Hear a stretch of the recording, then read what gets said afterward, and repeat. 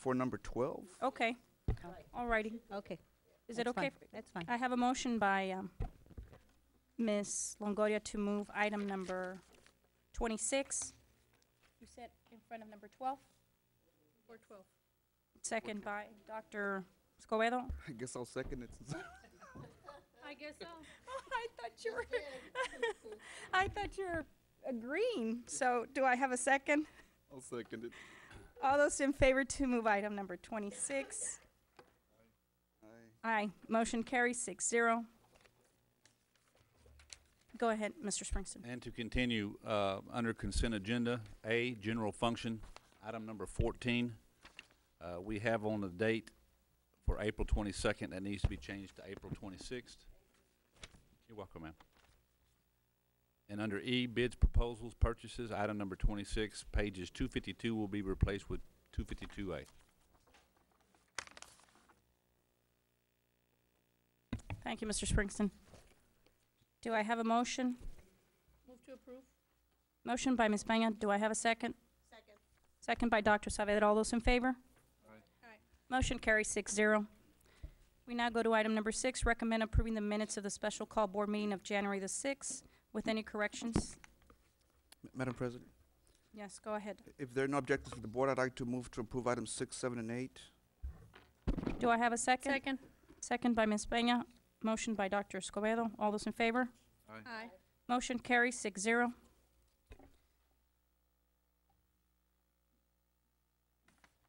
We now go to, excuse me.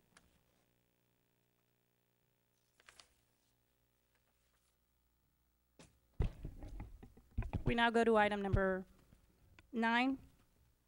Recommend approving the consent agenda. The board has agreed to discuss the following items. All of the items below that are not called out will be approved by consent. My colleagues have agreed to discuss item number 6, 7, 8, 9, 10, 14, 15, 18, 25, 26, 27, 28, 29, 30, 31, 33. Do I have a motion? Move to approve. All those in favor? Second. Yes, I think we could all use a little bit of coffee or something. Move to approve there. I'll second. Did somebody second? I have a motion by Ms. Longoria, second by Dr. Escobedo. All those in favor? Aye. Motion carries 6-0. You okay? No, the phone's not working. Okay. Tried to turn it. I apologize for that. We now go to item number 10, Superintendent's Report, Conference Presentation. Item number 1, recognition of Junior Duck Stamp State Art Qualifiers. Mr. Springston? Thank you, Madam President. At this time, I'll introduce Ms. Bertha Pena in charge of curriculum and instruction. Thank you, Ms. Pena. Thank you, Mr. Springston. Mrs. Presas Garcia, members of the board, recognizing the Manzano Middle School for placing at the state federal art contest is our very own Dr. Becky Rendon.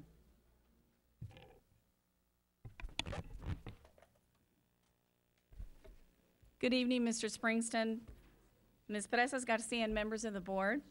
A component of the philosophy of the BISD Visual Arts program is to expose our students to various art contests at the national and state levels.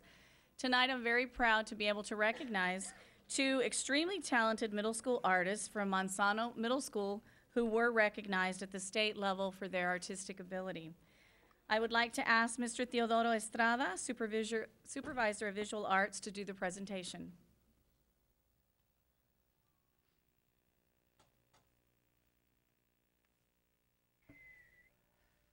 Good evening, Mr. Springston, Ms. Presas Garcia, and BISD board members. It is my honor to present this outstanding young artist tonight. I present winners from the Junior Duck Stamp Art Contest. The purpose of the Junior Duck Stamp Contest Conservation and Design Program is to teach conservation through the arts. The Junior Duck Stamp Contest is a state and national competition. At the state level, there were over 1,000 entries in 2010. Our BISD art students have demonstrated that conservation is a part of everyday life, and through their expressions of artwork, they demonstrate they are committed to this lifestyle. The art program at Manzano Middle School had 2 state qualifiers. They are Melissa Segura, who received an honorable mention for her design,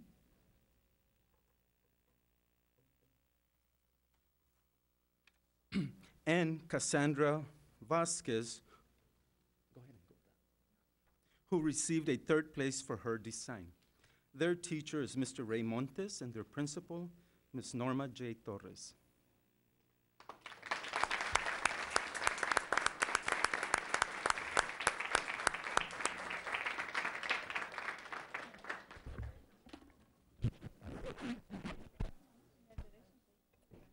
Congratulations.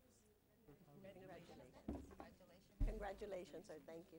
Congratulations. Thank you.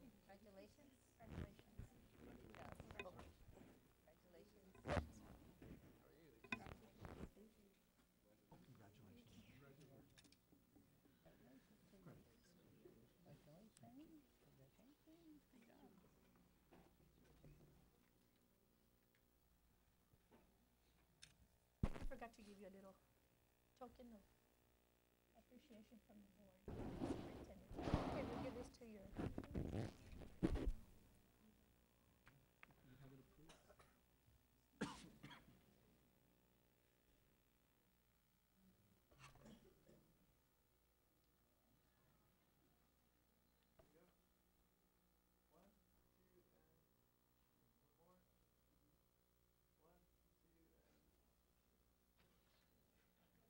Thank you.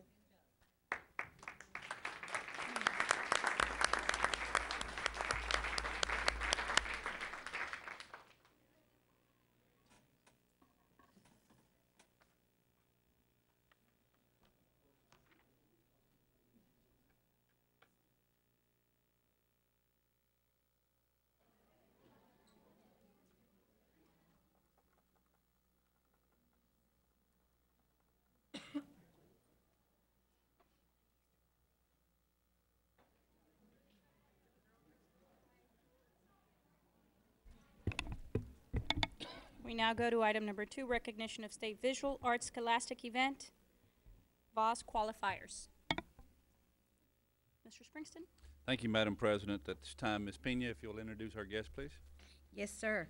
Mr. Springston, Ms. Gata Presas Garcia, members of the board, our accolades continue. We have such talented high school students qualifying for the VAS awards. And at this time, Dr. Becky Rendon. Thank you. Good evening again. At the high school level, the only visual arts competition that is equivalent to UIL is known as the Visual Arts Scholastic Event, otherwise known as VASE. In order to advance to state competition, students must first qualify at the Region VASE competition, which was held in McAllen, Texas on February the 19th. Tonight, I'm very proud to recognize 19 of our incredibly talented high school artists who qualified for the state VASE competition and received state recognition for their artistic ability. One of the things I think that you can see with all of our fine arts students, we have various areas, but they are all extremely passionate about what they do. And especially with artwork, you can see that passion as it comes out in the work that they display. So we're very proud of our students here tonight. I would like to ask Mr. Teodoro Estrada, Supervisor of Visual Arts, to do the presentation.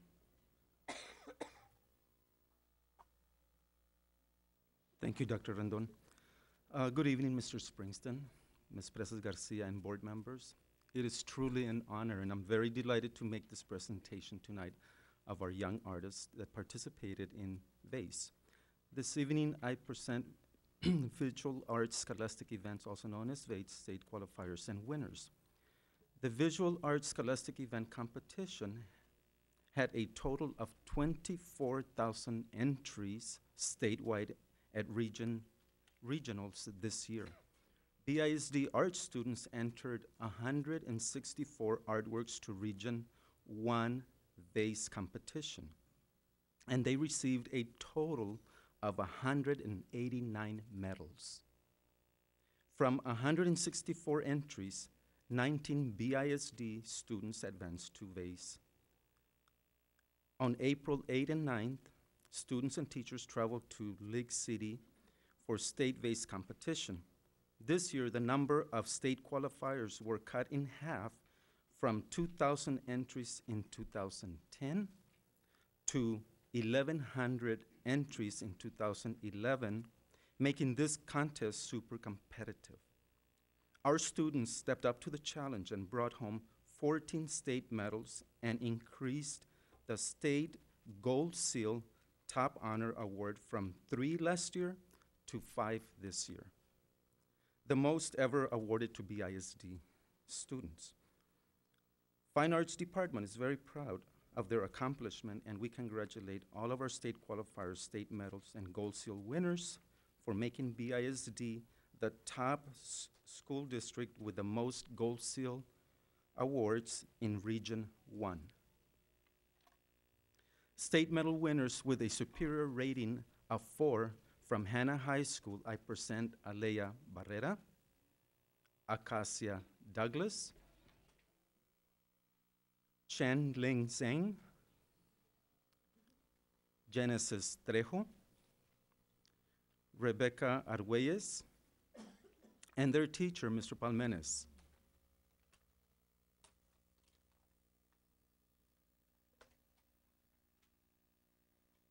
State medal winners from Lopez High School, I present Deyanira Macias and her teacher, Mr. Pete Martinez, and principal, Don Hall. State medal winners with a superior rating of 4 from Pace High School, I present Mario Noyola, Catherine Rodriguez, and Veronica Salazar. And their teachers were Ms. Victoria Hernandez and Ms. Claudia Palmenes, and their principal, Ms. Sylvia Centeno. State medal winners with a superior rating of 4 from Porter High School, I present Lucero Escalera and Mariana Munoz. Their art teacher, Mr. Felix Trejo, and principal, Ms. Dora Sauceda. State medal winner with a superior rating of 4 from Veteran Memorial High School, I present Eduardo Sanchez and his teacher, Mr. Javier Barbosa, and principal, Ms. Acacia Amil. Okay. State Gold Seal Award is the highest honor bestowed to young artists, and it is my honor to present 5 accomplished young artists this evening. From Hannah High School, I present medalist and Gold Seal winner, Blanca Soberenas, our teacher, Mr. Palmenes, and principal, Ms. Teresa Alarcon. From Lopez High School, I present state medalist and Gold Seal winner, Rodrigo Hernandez and Victor Torres, their art teacher, Mr. Pete Martinez, and principal, Ms. Dawn Hall. From Porter High School, I present 2-time state medalist and Gold Seal winner, Mr. Alejandro Aguilar. His teacher is Mr. Trejo, Felix Trejo, and principal, Ms. Dora Sauceda. And again, one more time, from Veterans High School, I present state medalist Gold Seal winner Eduardo Sanchez, teacher Javier Barbosa, and principal, Ms. Acacia Amil. We would like to thank you, board members and all administrators, parents, and community for your continued support of the BISD Fine Arts programs. It is because of the support that we encourage our students and give them the opportunity to excel in the district, region, state, and national levels. Thank you very much.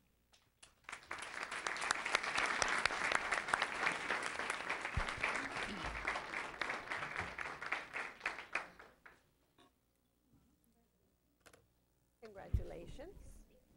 Congratulations. Congratulations.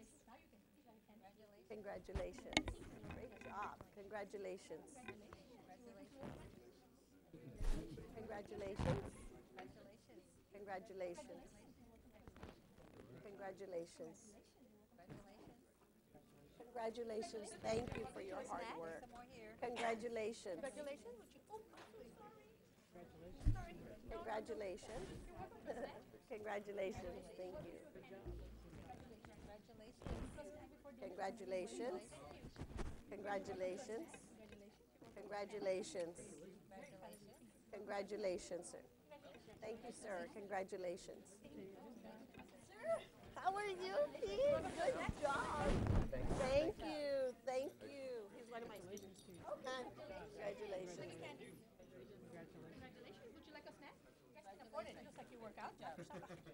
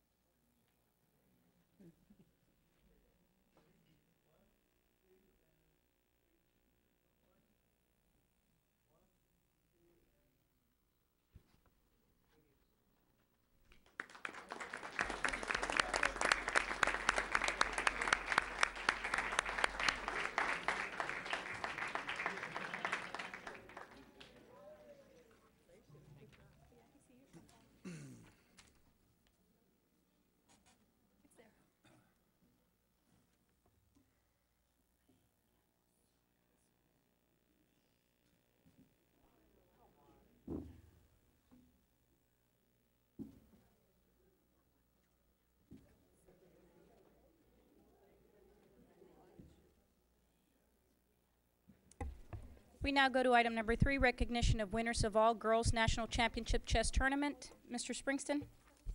Thank you, Madam President. Ms. Bertha Pena, would you please go ahead and take care of our guest again? Thank you, Mr. Springston, Mrs. Cata Perez Garcia, members of the board. These are the national champs for chess. And there's a little twist. They're all girls. This is what we like to call girl power. No offense to anyone. At this reverse time, I would sexism. ask, yes, sir? Women move the world, remember? Reverse sexism there. With loving thoughts, sir. We would kindness. like for Mr. Merrill Hammonds, Administrator for Advanced Academics, and Mr. Jaime Rojas, Coordinator for the chess program, to make our presentation. Thank you, Ms. Pena. Board President Perez Garcia, Mr. Springston, members of the board, ladies and gentlemen of the audience, Ms. Pena's already said it all. These are our latest national winners in chess. And just the fact that they happen to be all girls really doesn't mean a lot, but yeah. Oh, careful, careful, careful. Since it was an all-girls tournament, okay? But needless to say, they are still our latest national champions. And here to present them is our District UIL Chess and Coordinator, Mr. Jaime Rojas. Board President, Superintendent, members of the board, ladies and gentlemen. It's my privilege to present the all-girls national chess tournament winners. First up is Hannah High School, who received first place in 18 and under team. They are here with Principal Teresa Alacron, coaches Nelda Rogers and Rebecca Preble. The team members include Ivana Santos, Margaret Sacco, Kathleen Preble, and Lauren Rogers. First place, buddy. Way to go, ladies.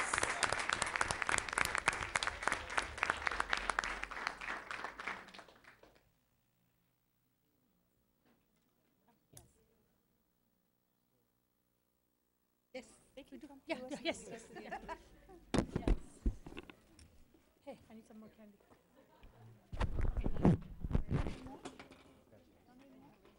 No. Would you like a snack? Congratulations. Here's another Kit Kat. Cheers. It's got your name on it. Congratulations. Great job, ladies. Would you like a? Congratulations, ma'am. Thank you. Treat? Yeah. Thank you. Congratulations. Thanks.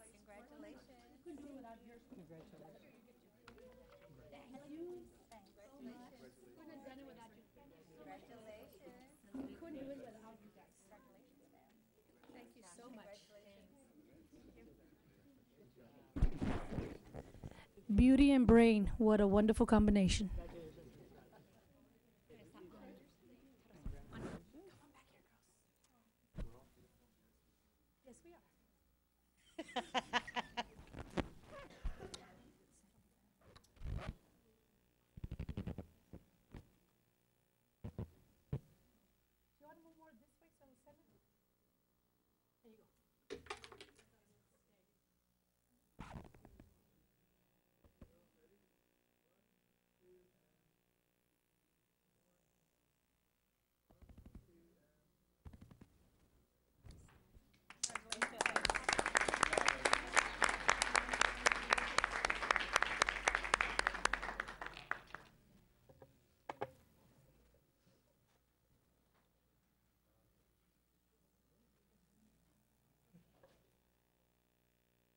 Our next group is from Vela Middle School. Their team also scored first place in the 16 and under group.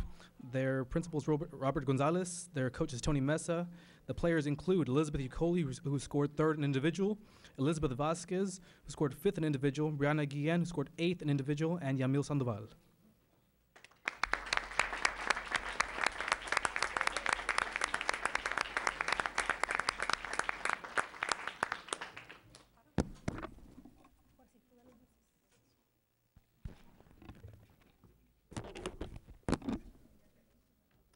Congratulations. Would you like a treat? Congratulations. Good. Congratulations. Congratulations. Tony, great job, sir. I taught you well, son. You're one of my elementary kids.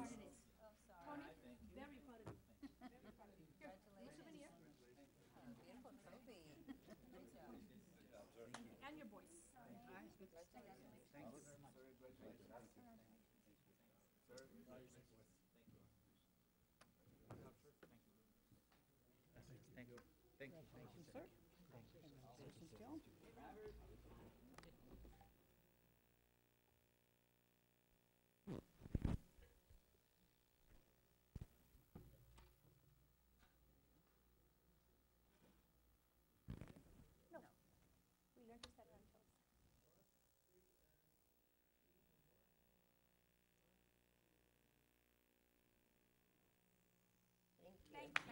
Great job, Tony.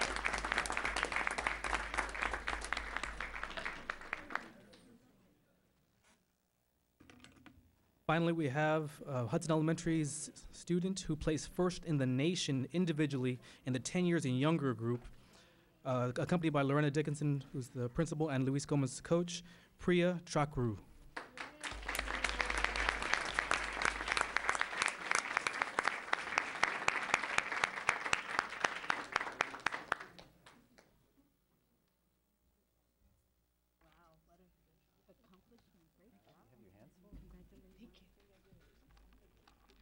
Get him, girl. Good job. Would you like a treat? Hey, yeah.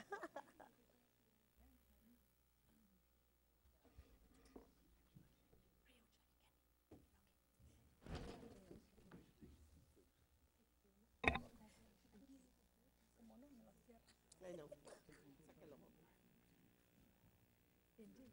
National. Thank you. Thank you.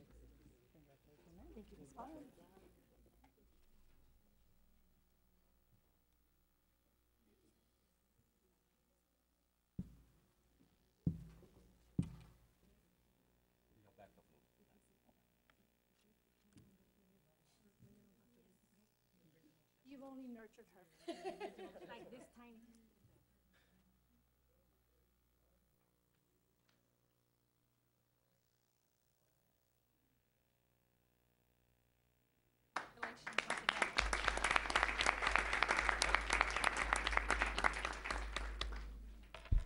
That concludes our presentation for the All-Girls National Championship Chess Tournament winners. Thank you.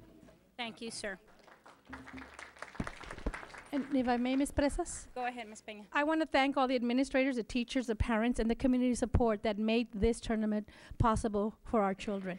And without the community support and the teachers and the parents, these young ladies wouldn't be where they are today. So from the bottom of my heart, thank you for supporting this group and every group at BISD.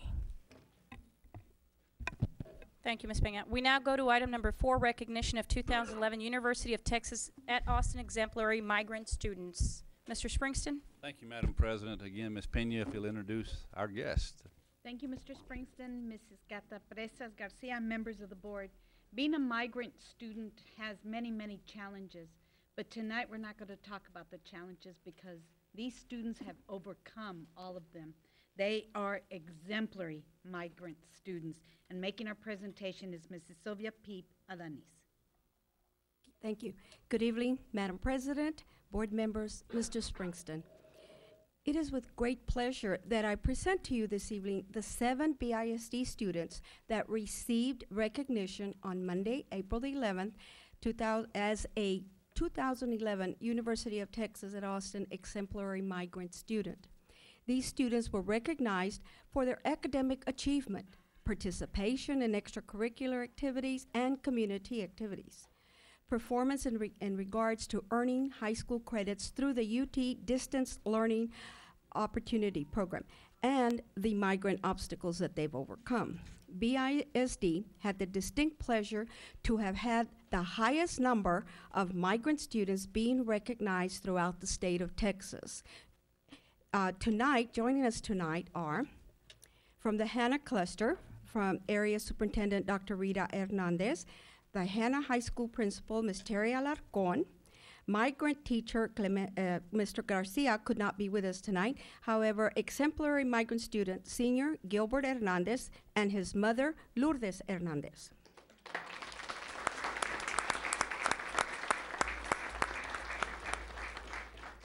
From the Lopez Cluster, Area Superintendent Mary Jo Monfiles, we have from Lopez with us tonight, migrant teacher Carol Dubois, exemplary students Vianney Alonso and her mother, Idalia Alonso.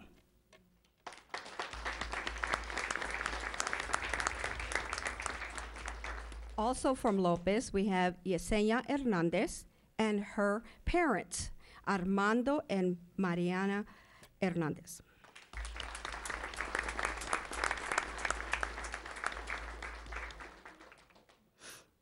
From the Pace Cluster, Area Superintendent Mr. Jay Harris, from the Pace High School Principal, Ms. Sylvia Centeno, the migrant teacher, Catherine Tamayo, exemplary migrant student, Felix Elizarde III, and his mother, Maria Elizarde.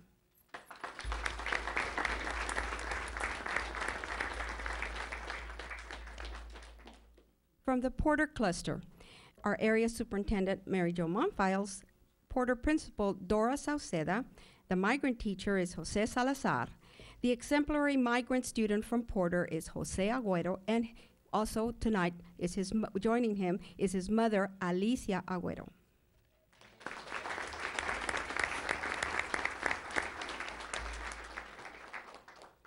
And from the Rivera Cluster, Area Superintendent Dr. Carl Montoya, the Rivera High School Principal, Mr. Tim Snyder, the migrant teacher, Sergio Sanchez.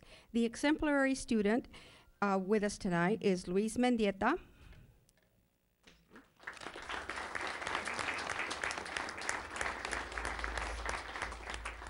Our second exemplary migrant student from Rivera High School is Priscilla Moctezuma and her mother, Ermelinda Moctezuma.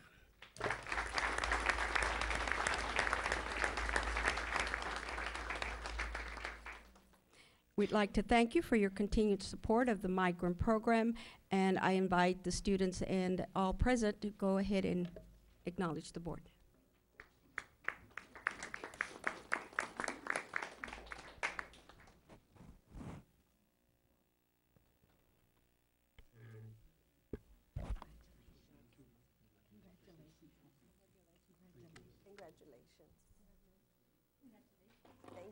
Congratulations. Thank you.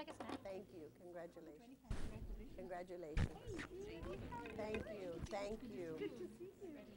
Thank you, ma'am. Congratulations. Congratulations.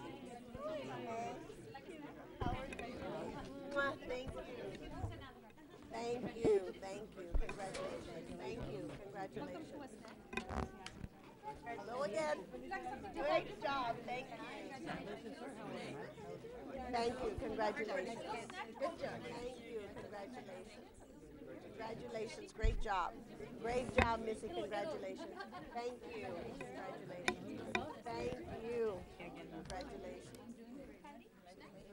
Good job, sir. Keep up the good work. Thank you, ma'am. Congratulations. Thank you.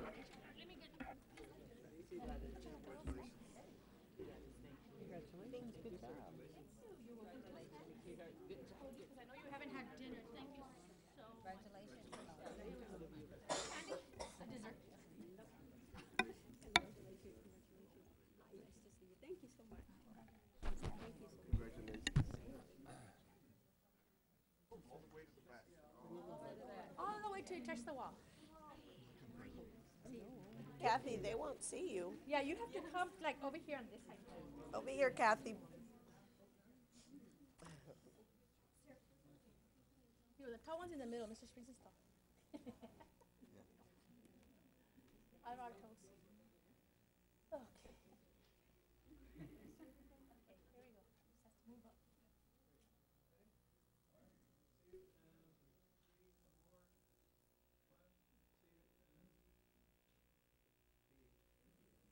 Thank you. Thank you.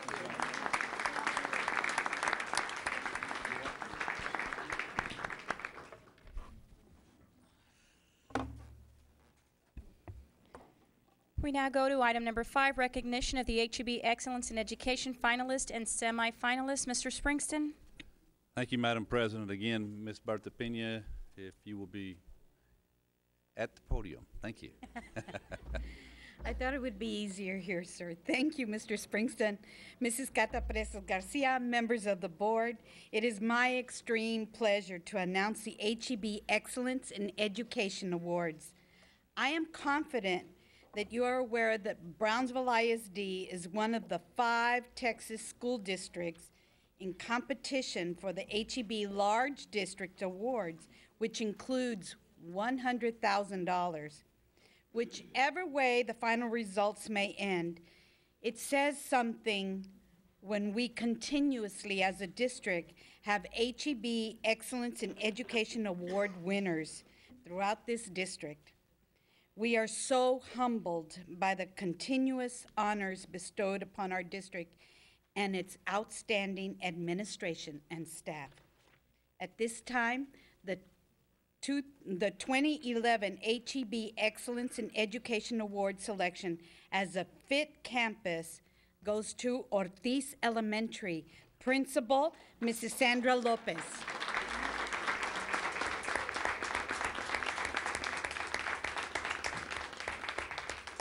Ortiz Elementary was one of the 10 state Fit Campus Award winners and will receive a check for $10,000. Campus representatives will travel to Austin to attend several events on May 13th through the 15th. Congratulations, Ortiz Elementary. Congratulations. Great job. Congratulations. Congratulations. Congratulations. Great job. Thank you.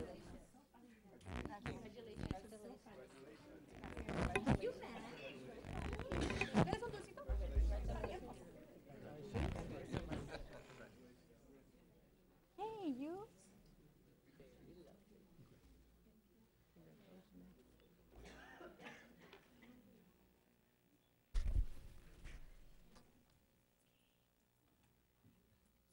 Take that away from me, please. Mira, cuando las veo, bueno. I put mine away.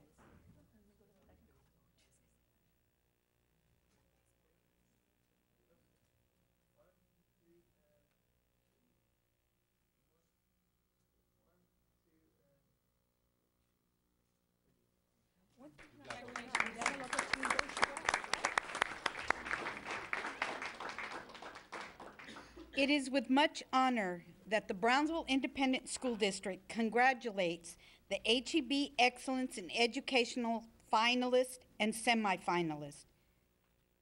This year, as a finalist, Principal of Morningside Elementary, Mrs. Dolores C. Emerson.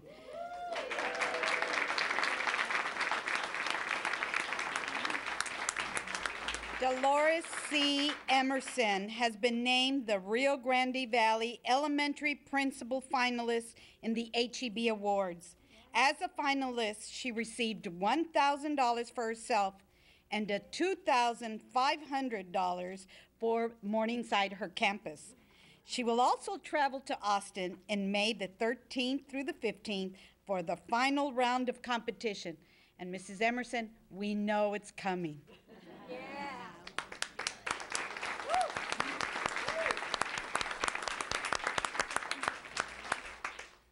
We are also with much pride that we present the BISD staff members who were named semi-finalists in the prestigious HEB Excellence in Education competition. They received a letter of congratulations, certificates, and gift cards from HEB. We would like to present the following awarded recipients to you, the Board of Trustees. Mrs. Rose E. Longoria, Lucio Middle School Principal.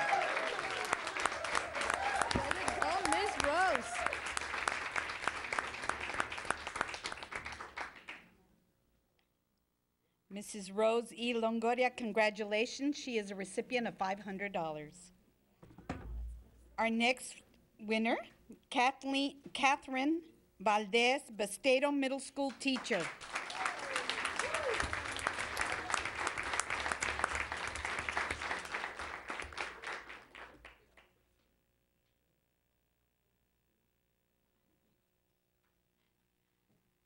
Mrs. Valdez is a winner of $250. Next, we have Yolanda Cortinas, Ortiz Elementary School teacher.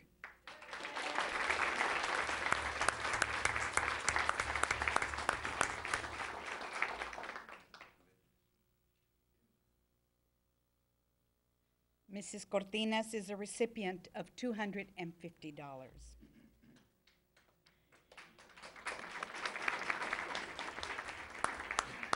And our next recipient is Mrs. Graciela Guzman, Hannah High School teacher, recipient of $250.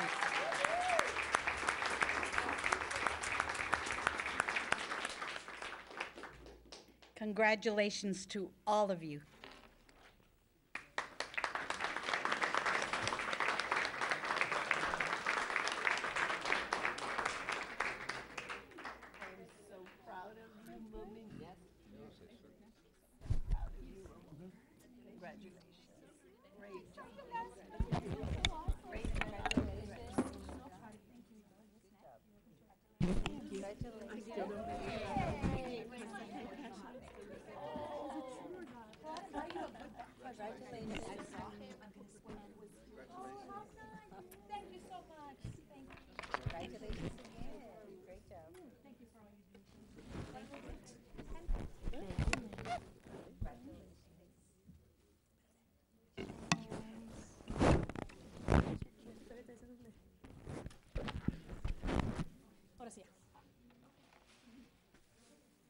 Oh, how beautiful.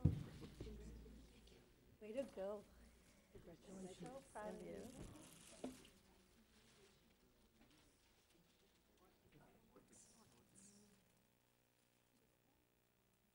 Everybody.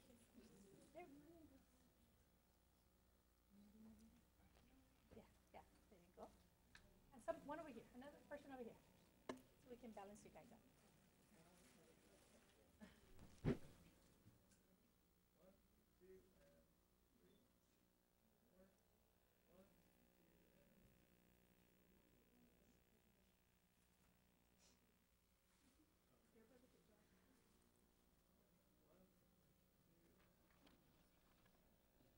Thank you, ladies. Congratulations.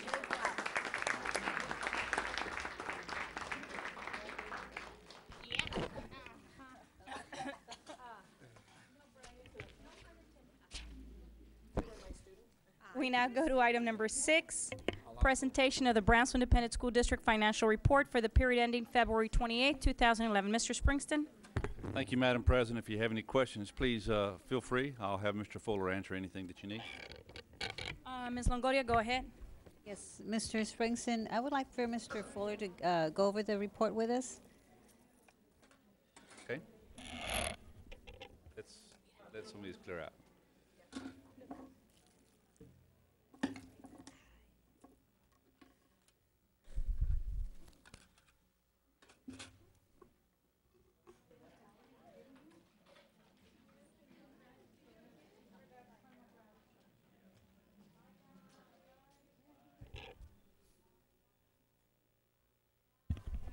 Fuller, if you will please go over the report. Thank you.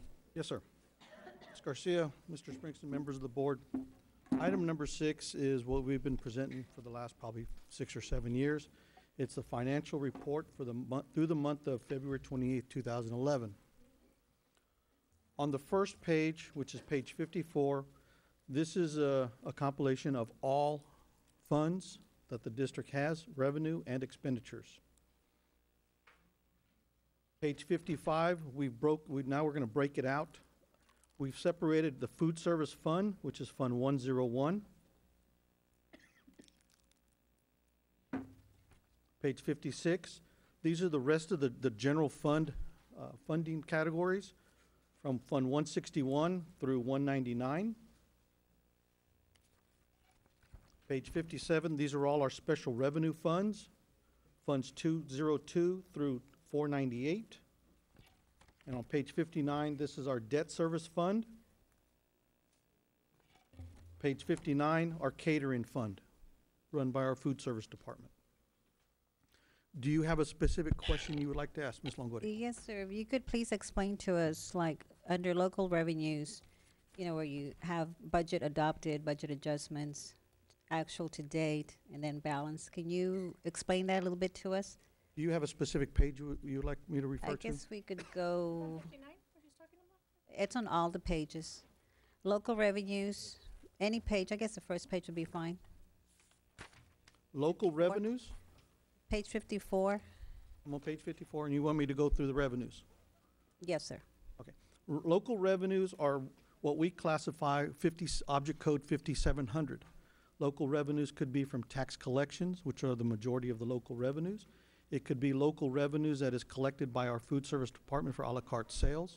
It's revenues that are collected from investment interest, and those are the main revenue sources in local funds or local revenue source of funds.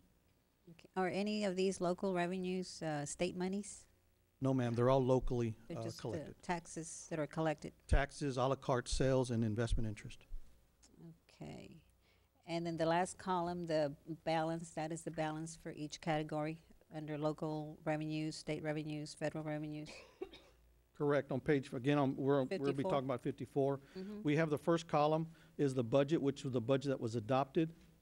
Any type of adjustments that we have made from July 1st of 2010 till current February 28th, and then it gives you the adjusted budget or the amended budget. Actual to date is what we've actually collected, and the balance is the difference between the adjusted budget and actual to date. And under other resources, what are those monies from? Other resources at the beginning of the year, we set up interfund payables and receivables for our athletic department and special ed department. Fund 199 local fund subsidizes our athletic department and state special ed. Also, we've mentioned many times that this year we used about 6.5 million of our local maintenance fund balance. And that makes up the $14.3 million. Okay, so on page, let's see what page, 56. You have funds 161, 62, 163, and the last one's 199. Can you tell me what the fund balance is for 199? Based on this page, no, ma'am. This is an accumulation or How many? compilation of all the other state funds. Okay, let me see. Okay, that was all. Thank you. Mr. Fuller, I have a question, Mr. Springston. See if administration can answer as to, on the non-reserve, how much, is there any way you can give us the actual non-reserve, what we have on the non-reserve, a figure? Or the top of your head, since you know, we do have, you manage that department, what would be the figure on the non-reserve? Back on the March 3rd budget meeting that we had, there was a handout given to the board and anybody in the audience. And we have what we've called it is local maintenance fund balance unaudited. And at that point in time, we had approximately $87.3 million. And that was discussed back on the March 3rd budget meeting. How about on the unencumbered balance? Explain unencumbered. You're the CFO. You explain to us what unencumbered is, please. Well, there's no such thing as unencumbered fund balance. We have undesignated unreserved fund balance. So if I was to ask for an unencumbered balance, the district, that you would say this is unencumbered balance that we have or that we haven't spent, however you want to put it. You're the CFO, sir. That's why I'm asking you. Because I'd like to make sure that we can understand the figures that we've been getting for our upcoming approval of the budget that we have to approve. And I just need to make sure that we've covered all the areas, such as, if you can tell me also besides that, what do we have on the bank account daily, to date? Do you have more or less the expenditures that we deal with on a daily basis? How do we run our business here? Do you have a tally on a daily that you know, okay, at the end of this day, we have this amount of money?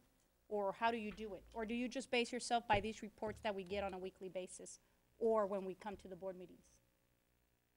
Okay, to answer your first question, if you were to ask me an unencumbered balance, I would want to sit down and verify with you what balance are you looking for, because I do not have a report called unencumbered fund balance. So I would sit down and I would say, what are you talking about? Are you talking about the undesignated unreserved fund balance? And if you were, then that's the report we talked about on March the 3rd. If you weren't talking about it, then you would need to explain a little bit more detail of what you're looking for. To answer your second question on the daily balance, every day we pull down data every morning from the bank, our daily cash balance. On Friday afternoons, the accounting department gives me a weekly check run, anything over $10,000. I receive this on Monday morning usually. This lets me know what types of expenditures we had the prior week. This way I know how much cash to keep in the bank overnight. So do we have a cash flow analysis in our district anywhere that you could provide to us? That you can tell us this is what it is and this is what our day-to-day is, expenditures and so forth? So you can tell us this is how we run the district on a day-to-day as per expenditures and what we have available and so forth. Do you have an analysis like that? We have a daily, we can give, if you want a daily check register, that's available. If you're looking for our daily cash balance, that's available. So it depends really what you want to see.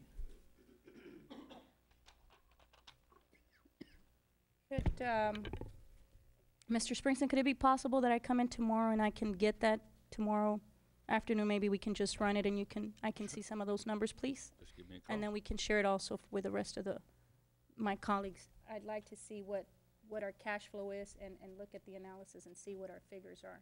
Yes, ma'am, you're more than welcome. You do run it on a daily basis, correct? Okay. Ms. Garcia. Go ahead, Ms. Longoria, go ahead. If I may, Mr. Springston, Mr. Fuller, I think Ms. Garcia, as myself, are interested to know what the fund balance is for the 199 account, because that's the one that comes out of local monies, right? Yes, ma'am. So I'm assuming that's what Ms. Garcia would like to see, how our 199 fund balance stands on a daily basis. That's not what she asked right now. She was looking for more of cash, daily cash. And that has nothing to do with fund balance.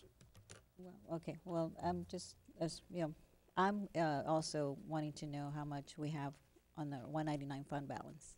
Now, I don't do that daily. That takes several reports to run, but it's available. So this 88.8 balance that you gave us in March, is that only 199 fund balance? Yes, that's local maintenance Local fund, maintenance, undesignated, unreserved. 199. Okay, all right. So for clarification, the 199, you don't run it daily then? It's just whatever is spent, that's the way it's spent? Am I correct? What we run daily are cash cash in, cash out. So how often do we run the reports for the 199s to make sure that we're staying within budget, or that we're staying within the means of our needs of our budget? Well, the last time we reported to this board was the March 3rd budget meeting, and my intentions were to submit that report again the next budget meeting. So that means that if we wouldn't have held the budget meeting until 6 weeks from now, that report wouldn't have been run until getting close to the meeting? No, because then we have our financial reports that are submitted monthly to the board. So So that's our checkoff. So my question is, you don't do it weekly and you don't do it daily? No, You ma'am. do it as per Yes, ma'am. what suits you, or what the availability of the time that you have to run those reports? It's not what suits me. It's just the report. You would like to see the report, we can give you the report. Okay, okay, Mr. Springston, we're gonna have to, tomorrow come in, because we really need to start looking at those figures. I think that some of us have a concern, since we're getting close to adopting the budget. And I think we need to start really, looking at our numbers, the actual numbers, what we have, and making sure that we are gonna be okay. I can assure you the numbers that we've been showing you have been actual numbers. These are actual numbers.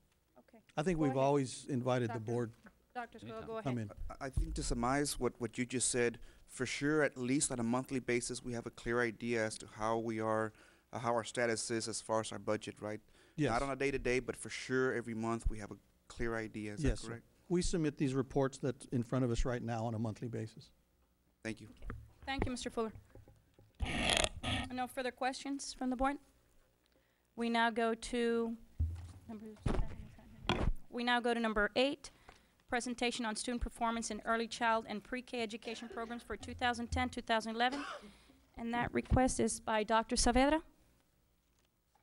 Do we have a presentation, Mr. Springston? Thank you, Madam President. Dr. Saavedra, at this time, Ms. Bertha Pena, if you'll be glad to take over the program.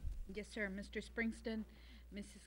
Gata Perez Garcia, members of the board, I ask Mrs. B. Garcia, Administrator for CNI, to make the presentation of our early childhood grades, K-1.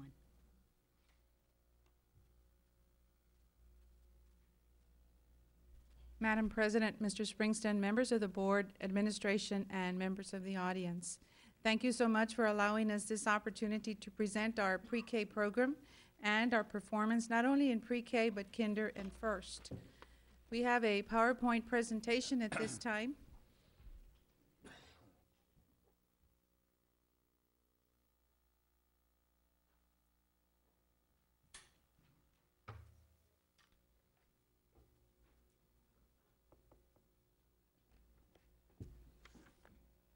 First of all, we'd like to share with you that the number of students, of eligible pre-K students in our full-day classrooms, these are our eligible students that are eligible under low social or our limited English proficient students, and you have your numbers there by cluster.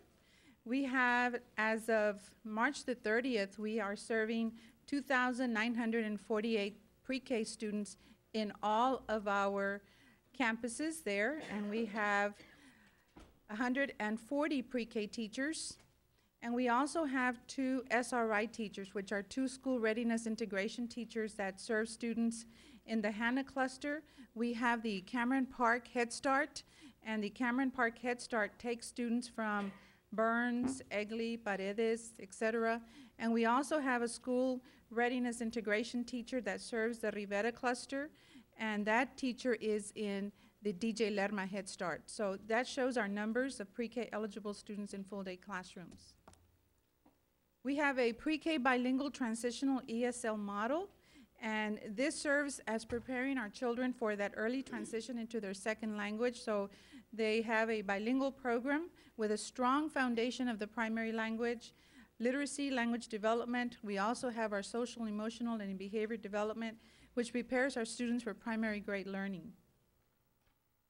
We are very proud of our DIC because our District Improvement Council approves for us to pull out our pre-K teachers periodically, and we go and we train our teachers on our primary instrument for reading inventory, and it's called, the acronym is CPALS, and that stands for Phonological Awareness, Language, and Literacy System.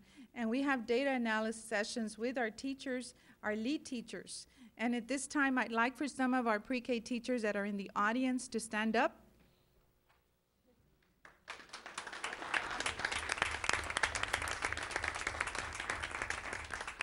This is a total pre-K program where we have a lot of teacher input, a lot of teacher feedback. So they themselves can come up here and share this information with you because we immerse them on data and data analysis at the beginning of the year, middle of the year, and then we're getting close to the end of the year, which we call our CPEL's data analysis end of year. All of our teachers are also trained in CIRCLE. This is the acronym for Center for Improving Readiness of Children for Learning and Education. CIRCLE are the effective teaching practices in pre-K. And we're very proud of the fact that all of our teachers are trained in CIRCLE, and so they go into our pre-K classrooms ready to instruct the students with effective teaching practices. Other pre-K teacher trainings that we have, Enseñando la Lectura, which is a state recommended training for our teachers, Esperanza training for our phonics. We also have monthly lead teacher meetings, teaching strategies, our physical classroom arrangement, classroom management, and our pre-K state guidelines. Those are the guidelines, or as we would call them in kinder on up, our texts. But in pre-K, we have pre-K state guidelines. This is what our daily classroom schedule looks like in pre-K. We have our cognitive, our language, our content area, our social, emotional, and in each one of these areas, our children are growing academically, socially, and emotionally through the different centers and the different types of activities that our teachers offer our students in pre-K. Highly qualified teachers in early childhood is one of our focus, and we have that school readiness integration program and that full-day pre-K program. This also came into effect and really assisted us when we had our pre-K early start grant program. And this is that last year for that program. We're at a Tier 2, Cycle 1, Year 2.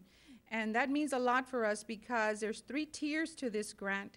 And we were in the Tier 2, which was a non-competitive grant. And we received close to $3.3 million, which really helped us to achieve our goal in pre-K. And so this is our last year for that grant, but it really assisted us in having our staffs in full-day pre-K programs in all of our classrooms. We have that partnership with Niños Head Start, and we come to the board on a yearly basis so that we can have that MOU with Niños Head Start. And as I mentioned, we have it at Cameron Park, DJ Lerma. We have a certified teacher at each one of these sites, and we have our services that we incorporate, which are educational disabilities and transition. And right now we're at that transition period. That transition period means that we have our 3-year-olds in Head Starts that parents will make a decision whether to leave them at the Head Start or move them on to BISD. We also have our 4-year-olds at these Head Starts. Parents will then make a decision whether they're going to bring them into our full-day pre-K. And we have our early childhood specialist and myself who work very closely with the Head Starts to accomplish this. Pre-K curriculum alignment. We're very proud of this, and we have teachers here in the audience can also share information with you that we have aligned our pre-K state guidelines to our kinder texts. So this is in preparation for that big test that this is the last year for tax, and I'm sure that as we continue with STAR, we're going to continue to work on that alignment. We align to our language arts, our math, our science, and our social studies. Some of our teachers that are in the audience helped us to also come up with our curriculum frameworks. We have our year at a glance document, we have our vertical alignment documents, and we have a progress monitoring checklist. And all of this was done with our teachers as we got ready for tax and we are getting ready for STAR, that we took a look at C-scope at the kinder level and also aligned these frameworks to C-scope. That parental communication is key. And so also with the help of our teachers and their feedback, we have a first 6 weeks parent letter. We have parent conferences. They also helped us to develop a pre-K report card, and that report card is based on the pre-K guidelines. We have also the CPALS, which is that monitoring instrument. We have BOY, MOY, EOY, all acronyms for beginning of year, middle of year, and end of year individual student reports. And we also have parent information sheets that go home. Our pre-K student assessment is awesome.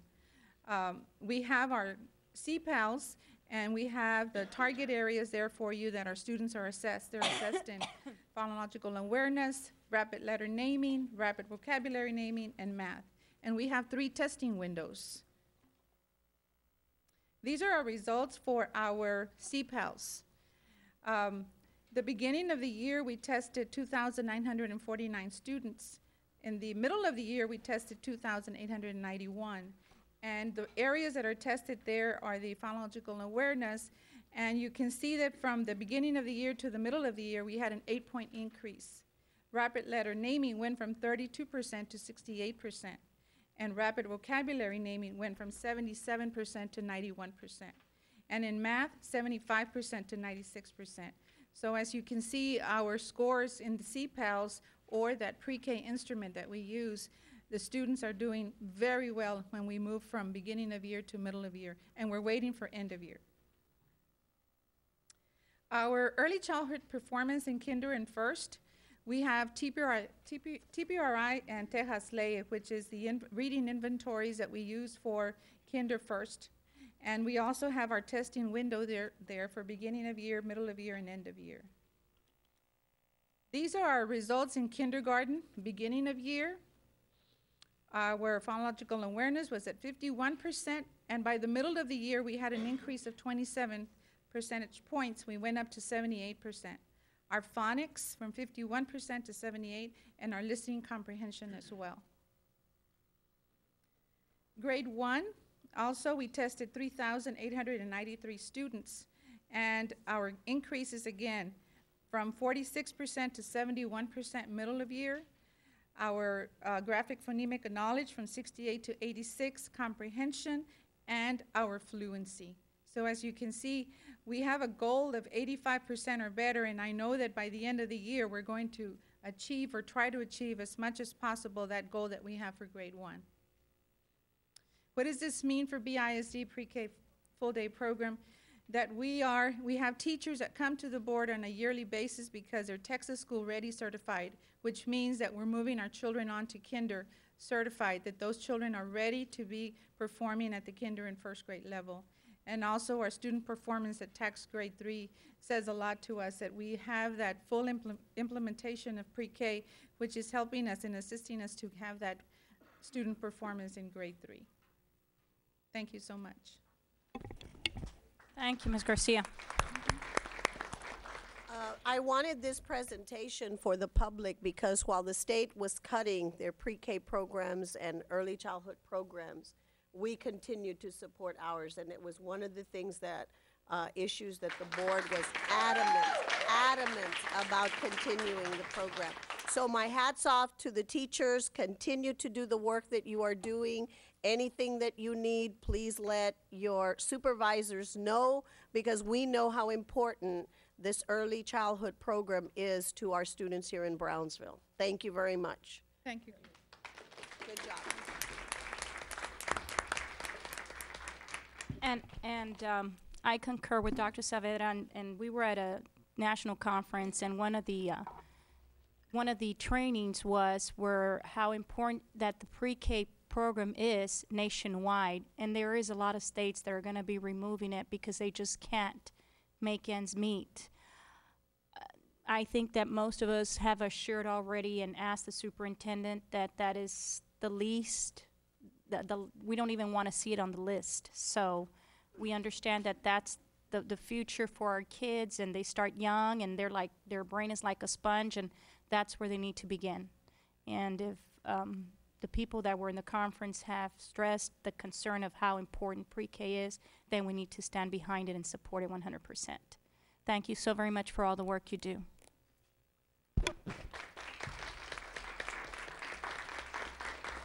Thank you, Dr. Saavedra, for placing the agenda item. Now we go to item number 9, presentation on student performance at Brownsville Early College High School, BEX for 2010-2011. Mr. Springston, that was Dr. Saavedra's item as well. Yes, thank you, Madam President. Dr. Saavedra. Ms. Pena, if you'd do the honors. Mr. Springston, Mrs. Gata Perez Garcia, members of the board. Making this presentation is Mrs. Ronnie Renfro, principal at the Brownsville Early College High School, and Mrs. Sharon Moore, administrator for CNI. Good evening. Thank you, Ms. Pena. Good evening, Mr. Springston, Board President, Ms. Cathy Presas Garcia, esteemed board members and audience members. I am before you with great pride to give you an update on the student performance as of the fall of 2010 for the Brownsville Early College High School.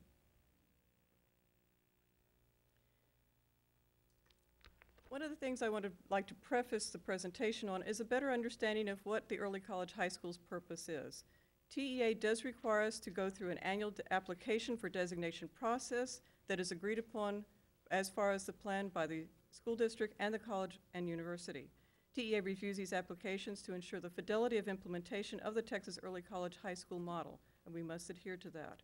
According to the TEA Early College High School designation application, the Early College High School must target and enroll a majority of students who are at risk of dropping out of school, at risk and English being defined as at risk, English language learners by PEIMS designations, as well as economically disadvantaged and first-generation college goers. The Early College High School must also provide a course of study that enables a participating student to achieve a high school diploma and either an associate's degree or 60 semester hours towards a baccalaureate degree during grades 9 through 12. And in this partnership with UTB-TSC, I'd like to recognize joining us tonight in the audience also Dr. Stephen Rosales, who is the Assistant Dean for the College of Education and also our liaison for the program. Thank you for joining us, sir. Thank you. Thank you. Thank you, sir. For the past 2 years, with our tax results, we have been rated at BISD's exemplary high school campus. We have some demographics data here. I will not go through the entire data, but at this point we have an enrollment of 237 students in grades 9 through 11. We are slipping mostly female, about 60-30, 60-40 in many of the areas, and we do know that we are 99% Hispanic and also 99% low SES in our enrollment. As we stated, we were exemplary for the past 2 years. In our spring 2010 tax, you'll notice that our commended rates for 10th grade were 28%, math 23%, science 23%, and social studies 54%. Our commended ratings for the 9th grade were 41% in reading and 29% in math. High school credits. Our students take both high school and college courses, so we've divided these two up. Our freshman course options include things ranging from business information management systems, biology, English, algebra, and other courses. You notice these are pre-advanced placement, and we also offer Spanish, AVID 1, which is our college readiness course, and Money Matters is an elective for some students who don't need Spanish. We have, as of March, an enrollment of 78 students. During this fall semester, they attempted 8 courses or 8 half credits, which adds up to 4 total credits attempted with an average credits achieved of 3.5 and a grade point average overall of 2.74. In the 10th grade group, you notice they attempted a few more credits. They have a few more classes they were able to take as sophomores and had an average of 4 credits achieved. And again, these are actually half credits for the fall semester with a GPA, overall GPA average of 3.02. And our current juniors, which we have 88 attending classes full-time at UTB-TSC. They only had a half credit course that was an actual high school only credit, and again, they achieved that half credit with an average GPA of 3.23. As far as college enrollment, although our current class of 2014 is now enrolled in a college class, they're taking their kinesiology class with Drs. Lettingham and Dr. Knatzer at the university every Friday afternoon. We do have our, as of the fall, the class of 2013.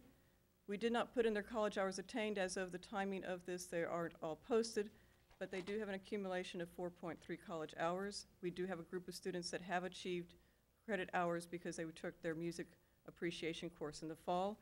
For the class of 2012, those students' average college hours attained by the fall of 2010, in other words, we're talking about in January, was a little over 12 hours, and their accumulated credits since they started with the early college high school is over 21 hours.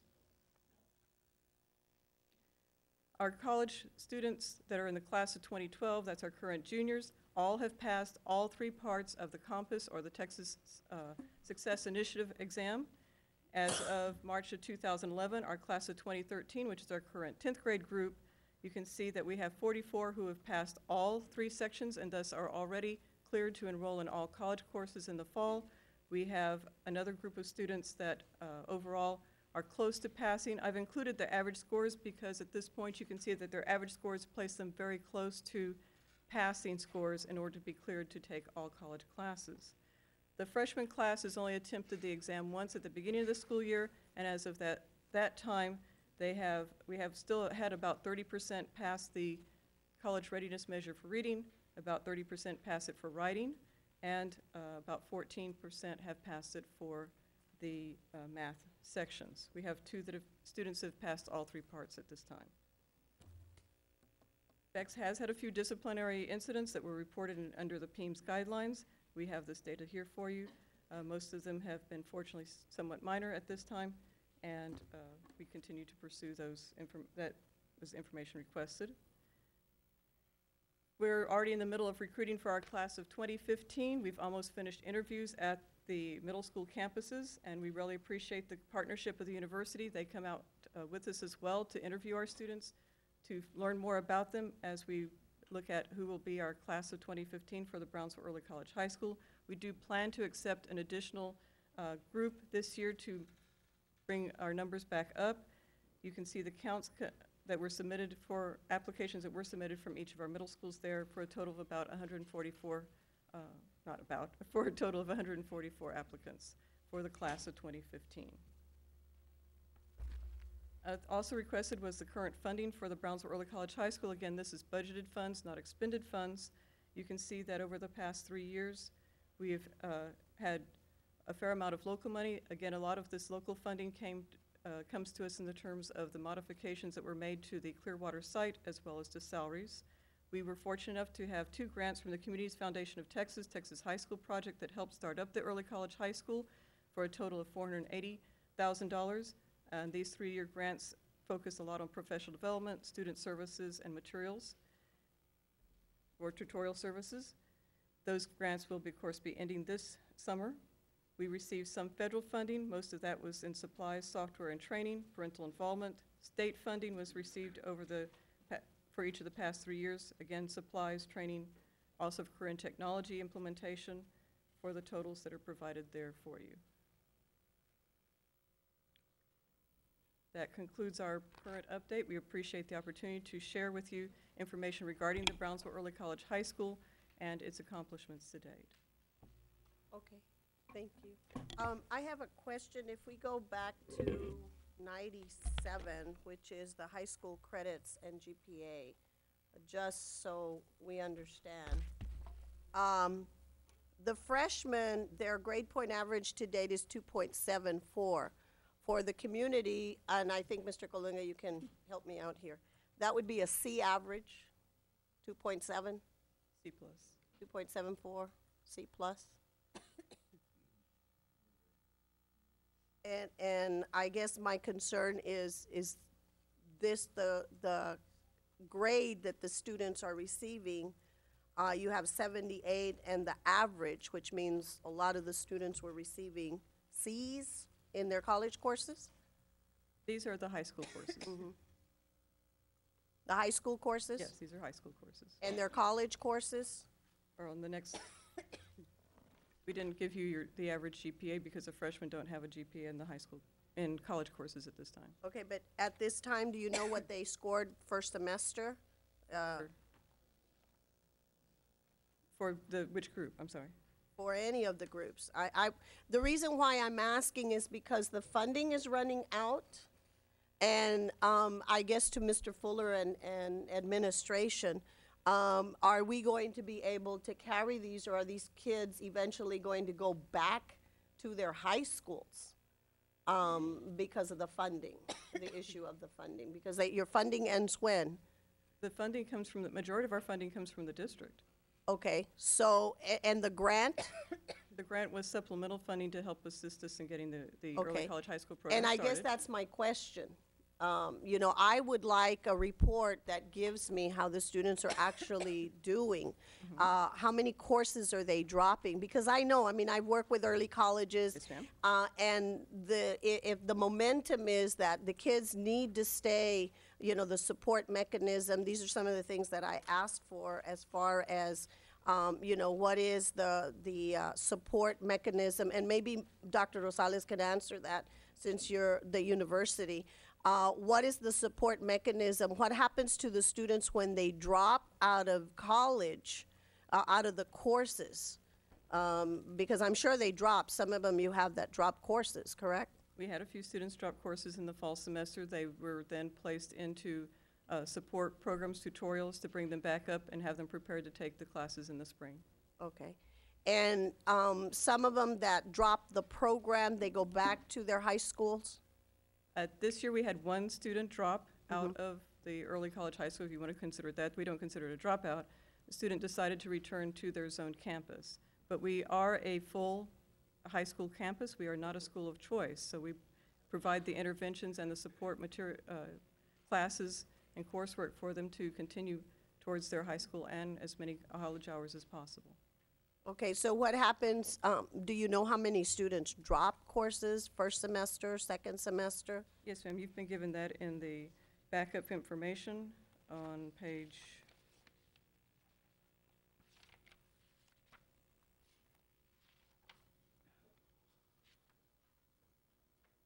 If you take a look at the college courses with the enrolled and passed, it's not calculated there, but I can get that specific calculation for you if you prefer it in a different format. What page is that? It was in the quarterly report copy that you were Yeah, I think given I had from. seen it somewhere. Well, and I guess my question is this, and Mr. Colunga, since you're a university, you would know. When a student drops a course or isn't successful at taking courses at the university, their record, in other words, these kids are starting college records already. So I guess my question is, if they are not successful, they would have to go through an appeal process if they're failing. So, you know, what does that do to the student who is not successful already attempting college courses, and then when they're, you know, they have to go back and appeal? And have you had any students that have had to appeal, and what is the process that is used, and what happens to these kids? We had 4 students who did appeal their suspensions, and they were all successful with those appeals. They go through the same process of any college student. They considered that a very big learning experience, and we continue to work with the university to ensure that they do what they need to do to be successful students. And as far as your interventions that you work with them, because so they won't fall into that situation again, because it's, you know, these students are starting to build their, like I said, their college career, their college record. So we don't want them to get into the routine of, you know, I have to go and appeal each time. I'm either going to drop a course because I'm failing or I'm not successful. And so they get into that mode of appealing. Dr. Rosales can help address that issue, but we work with them very closely with counseling and tutorials and other supports to make sure they don't get into that cycle. Okay, that's my concern, my question. Madam President, Mr. Springston, members of the board, to answer your question more intuitively there, what we have is we also have a partnership with our Title V grant, which looks at first-year experience students, which is this category of student, their first-time freshmen in college, and these students have specific tutorials that are with college mentors that have been specifically trained in being able to address the needs and the concerns of those students to make sure that address first-year student concerns. And so those students that may have had to appeal or drop a class, we then plug them into another to an additional class or additional support structure that's there. So they're taking, let's say, 2 sections of biology or 2 sections of biology tutoring review, so that they can figure out where they had their mistakes, and so they can be more successful the next time that they attempt the class. So there's support structures for all the core areas that are there: English and biology and college and history, in writing, also in college algebra and in pre-calculus. So there's support structures that help them there in those classes, ma'am. Okay, thank you. Yes, ma'am. I'd like to add. Mr. Springston? Please. Dr. Saavedra and Dr. Rosales, thank you for all the support that you give our students. I do want to say that I meet with Ronnie and I have met with Sharon Moore many times, and I ask those hard questions. What, where are we going with this? Why are students dropping some of the college classes? Now, I was very struck by one of the answers that they gave me, and that was that they were very overly zealous when we first started the Brownsville Early College High School.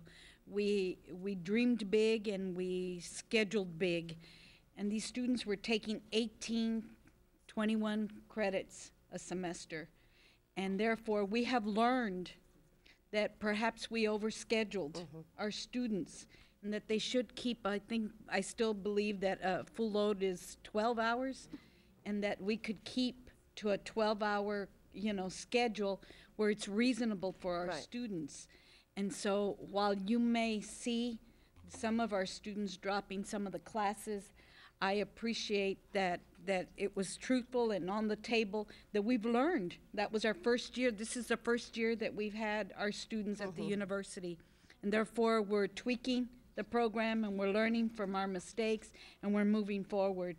And I believe the university has always helped us, and Dr. Rosales, correct me if I'm wrong, but I too am concerned that the students, through their GPAs or through their transcripts, have to go through an appeal process with the university.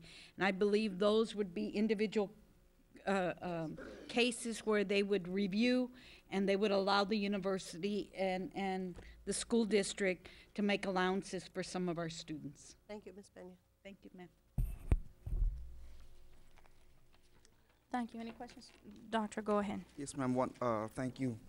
Why we would schedule 21 credits, I don't know why we would do that. But, am I in the wrong train of thought here if we Can think I intervene? That wasn't 21. It was 18 to 15. Could you please let our board? I'm very ADD. I'll lose my I'll forget what I'm trying to say.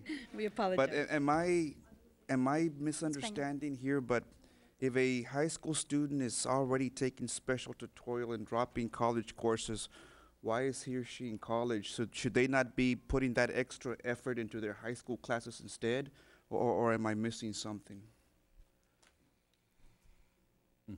Or did I make sense with my question? No, your question is excellent. Very valid. Very valid. In what we're looking at and what we're trying to do. In fact, we looked at that overzealousness. But you're exactly right. And, excuse me, actually they were taking 16 and 17 hours. We did not have any students taking 21 hours. But we also had them in And that's a lot. And that's yeah. a lot.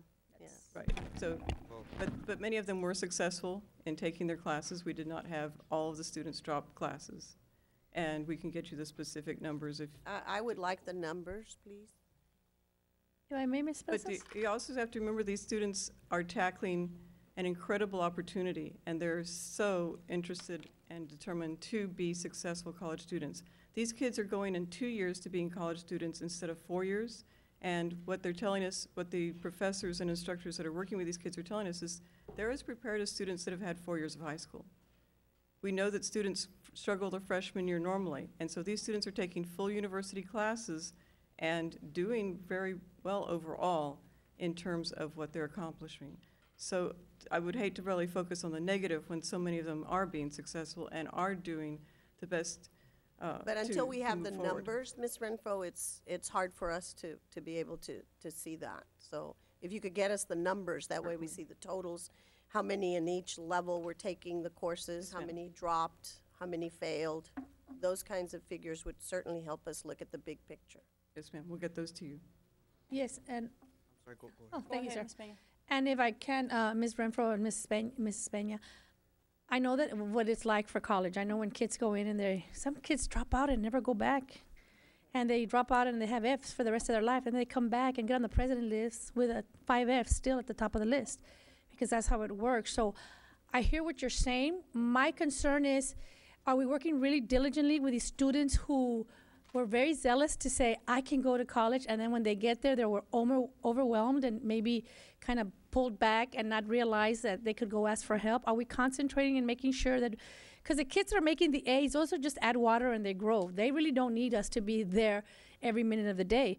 But what we're trying to do with this program is get students who might not have gone to college, who has no one at home that went to college and didn't realize the importance of it and maybe doubted themselves. So are we strongly concentrating on those students who this might be difficult because they had no knowledge of the challenge that we're taking on? Are we concentrating on those? And again, we have the support of the university offering a wide range of support services, not just tutorials, but also affective supports for these students to make sure that they're able to cope with the stresses of becoming a college student at an early age. When we get the numbers, could you please help in putting the numbers from when you started the school to where we are now, as to how many were doing bad now, what the percentage is now? Because it's not going to be perfect. It's not going to be absolute. Nothing is. If it was, we wouldn't be on this planet. But we want to have minimal of kids failing, because I know that it's really hard to come and say that 100%, which we want to see that. Of course. I mean, that's a perfect world. But can you give us the balance of when you first started, how many of them pulled back, dropped out, went back to school, to high school because they'd realized it was too much for them, and where we are now as far as the students that are not making it or maybe are not passing? Again, I have to clarify, they're not dropping out of the early college high schools. We have some students who have decided to go to the zone schools and take 4 years to prepare. Also, as early college high schools are evolving in the whole state of Texas, we are looking at which students may need another year of high school before they do enter into their full college courses. And as this rolls out across the state of Texas, we're all staying in very close communication about what is the successful parameters for the students to move forward and be successful. But we are not a school of choice. These kids are staying with us, and if necessary, we'll provide additional high school coursework so that they'll be successful in high school and certainly still be so much better prepared for their college. Thank you. I appreciate that. Go ahead. Yes, ma'am. Just one final comment. You know, I'm more of the belief that, you know, do it right. Don't worry about too much about doing it in a hurry. Just do it right. And please don't interpret my questions as being negative. You know, my concern is if there's something that we or I can help you with, that's what we'd like to focus in. So maybe whenever you supply us with that information, maybe we can also get some kind of opinion on behalf of the university. I don't know if you have an academic senate, for example, or something along the lines, just to better educate us and how we could help you. So thank you.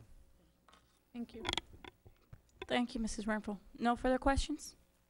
We move along to thank you, ladies.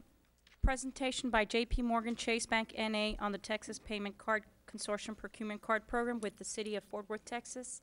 I believe they have arrived already. Am I correct? Mr. Springston? We miss item 10? Oh, let me go to item number 10. Sorry. One more. Presentation on status of students' referrals, evaluations, and budget by the Dyslexia 504 program for 2010-2011. Mr. Springston? Thank you, Madam President. Again, Mrs. Pena. Yes, Mr. Springston, thank you. Mrs. Cata Perez Garcia, members of the board at this time. Mrs. B. Garcia again, administrator for CNI, will make the presentation.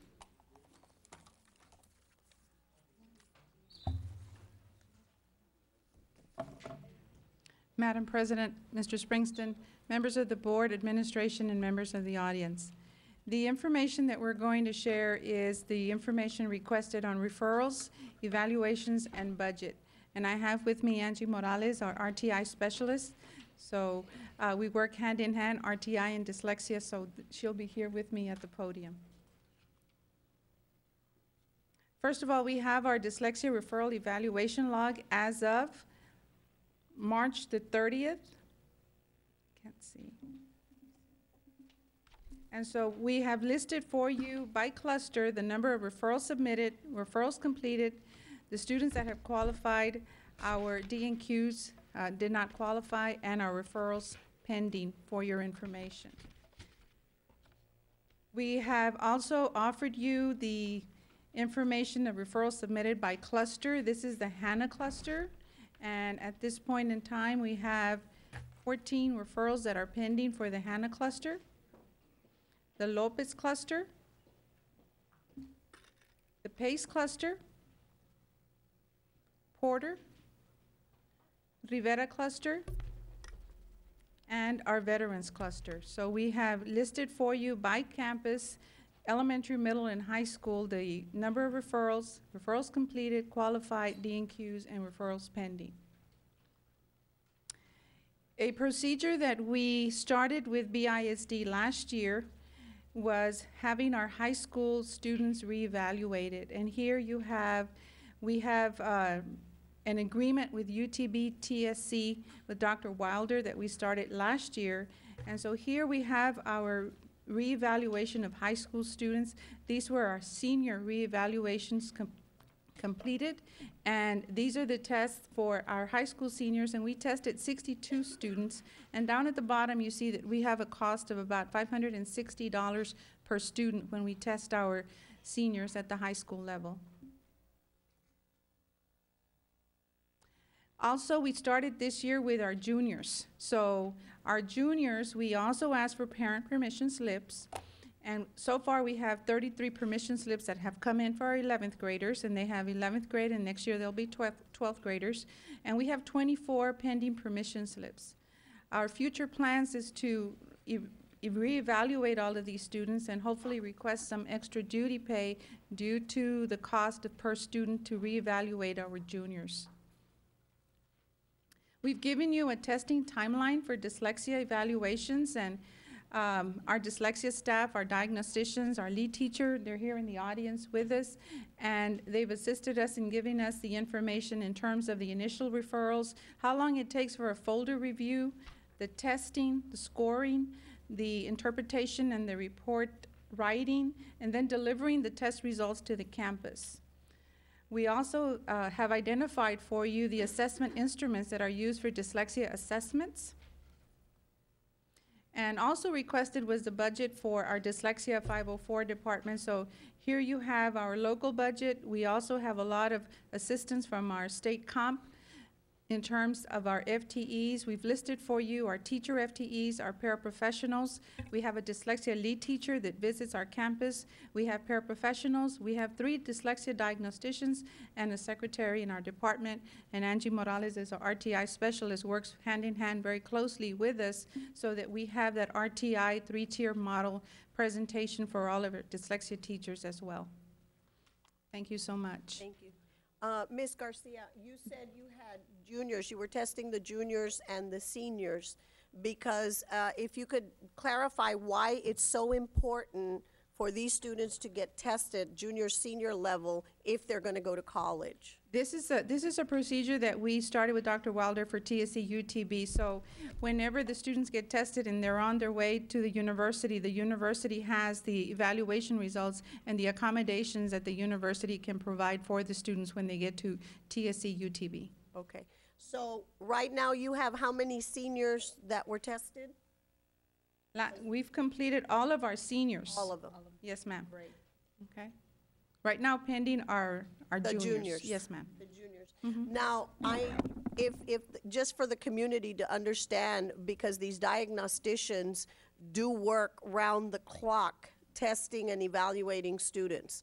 A lot of times people don't understand the amount of time that it takes from the initial document that they have in their hands and the initial testing that they begin, and then the reporting, the actual testing and reporting, and if they have to do in another language, Spanish, even longer, whatever, yes, it would take even longer. 6 to 8 hours total, ma'am. Excuse me? 6 to 8 hours total. Now, based on that, and based on the number that you have, and based on the number of days we have left, are we, in reality, going to be able to complete testing the students that we have right now in our plates? You're talking about your juniors, or you're talking about? The whole, juniors especially, but the whole, how many do we have pending total? For juniors, we have 2 years, because they're juniors this year and they'll become seniors next year. Right. For all of our other pending evaluations, if you're referring to those students that have been referred from all of our clusters, we are looking at maybe having to go into the month of June and July in order to test. So that's why our request is for special services diagnosticians to help us with that testing so that we can be working around the clock and testing all the students by the due date. Okay, good. And I think I want to make perfectly clear to the board how important it's going to be for us to support when these budget amendments do come through. I know that we're looking at money or whatever, but we're also looking at students who really need to get tested as soon as possible so that they can get the attention and assistance that they need right away. So, Ms. Peña, if you need our help or whatever, please don't hesitate to let us know. Ms. Presas? Thank you. Go ahead, Ms. Peña. And I thank you for testing them before they leave. I noticed you said the word all seniors. Does that include every single senior, whether they have expressed wanting to go to college or not? We have tested the students that have expressed through their parent permission that they get evaluated. Okay, and the reason I'm saying this is because my son fell through the cracks. Yes, ma'am. Didn't get tested. So then I have to pay extra on the outside, and that I have the ability, I have the means to make up for where my son fell through the cracks. There are a lot of parents that don't. This is why I want to emphasize that we stay on that note. Because when he got to college, when he got there, they gave him an exception for the first semester and said, you weren't tested properly, didn't get what you needed, we're pulling you back. And this was horrible for him because he is dyslexic. And so I work with him, and I can do what needs to be done to make sure my son makes it. But I want to make sure that every child is tested and that we stay on them like honey to flies. Yes, ma'am. Please stay on them like a fly to honey. Yes, ma'am. Because of the fact that, let's say next year they decide to take a break, and then they go the following year, they're not tested. Here's my second question. They graduate next year. They don't go to college for a year. Then they go the second year after they've graduated. Can they come back here and get tested for where they weren't tested? No, right? Because they're gone. They're gone, ma'am. So now it's got to They're come gone out of from their the district. pocket because, as I understand, the university doesn't take this test. The state test is not acceptable to them as a particular test by a particular person who does the testing, and they actually recommend that to you. So please stay on those permission slips that have not come through, and let us not rest till they come in. Yes, ma'am. And if they come in and say no, please talk to the parents, because make sure the parent understands what they're saying no to, because no parent, if they understood what was happening, would ever say no, not if they knew what was going on. So can we please make sure we get them all back affirmed for Yes, testing? Mrs. Peña. Thank you. Thank you, Ms. Peña. Go ahead, Dr. One other Saavedra. question, I guess, Ms. Garcia. Do we have the sufficient number of diagnosticians that we need for the district? How many do we have? I guess that's my We question. have 3 dyslexia. For the whole district? 3 dyslexia diagnosticians, 3 for dyslexia. Wow. We have 2 of the 3 here. We have Elizabeth, Hats off to you ladies. Elizabeth Salazar and Gladys Bernal. Wow. 3 dyslexia diagnosticians, yes, ma'am. Are we, We're lacking. It is my is understanding. it the because last they're time- not applying, Ms. Fox, or we're not putting out requests, or we haven't requested? We haven't posted for any we do not have any current vacancies, and we haven't posted for any, and those are FTEs. We have the diagnosticians that work in special services. I don't know, there used to be somewhere in the neighborhood of 40 of those, and then these 3 in dyslexia. Dyslexia. Mhm. Wasn't And- it larger before the dyslexia, Ms. Peña? Before we sophisticated the department, our special services department would cover the dyslexia testing. But as the department grows and the need for dyslexia gets much more. Yeah. And the sophistication of the tests. So yes, we are shorthanded. Hats off to our staff. Wow. They really have made great impressed. strides. Strides. I am impressed. Mm-hmm. Totally. Did you have a question? No. Thank you. Tha- Thank you thank very you. much. Thank you, and thank you for your hard work. support. Thank you so very much. Thank you for bringing this agenda item to the board, Dr. Saavedra. Thank you. We now go to item number 7, presentation by J.P. Morgan Chase Bank, N.A. on the Texas Payment Card Consortium Procurement Card Program with the City of Fort Worth, Texas. Mr. Springston? Thank you, Madam President. At this time, Mr. Fuller. Thank you, Mr. Springton. With us today from J.P. Morgan Chase is Twanette Miller. Did I get that correct, Ms. Miller? She'll give us a small presentation, and also to answer any questions that the board may have, the purchasing staff and myself are here. Ms. Miller.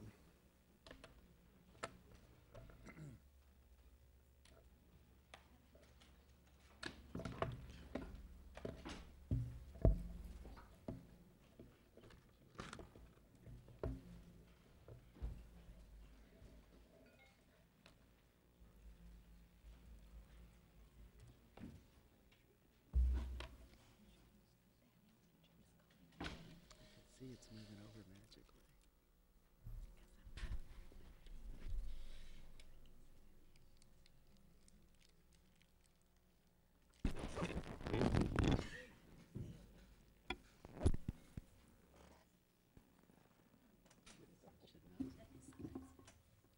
Thank you.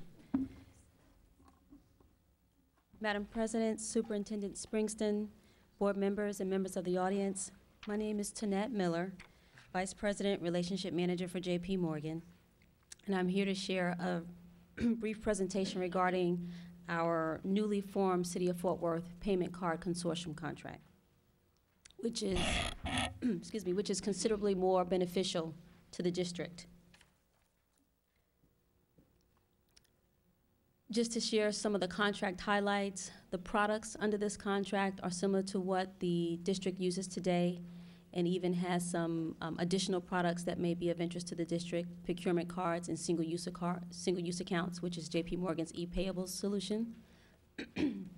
Technology solutions, similar to what the district uses today: Smart Data Online, payment terms with a speed of pay escalator, and pricing and fees, which are complementary for the district because of its size and its charge volume.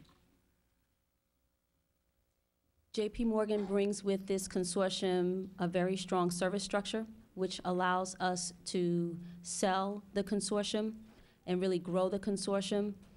We have over 100 people in Texas that's currently servicing and selling this consortium, plus additional service teams accessible through dedicated phone lines and customer service.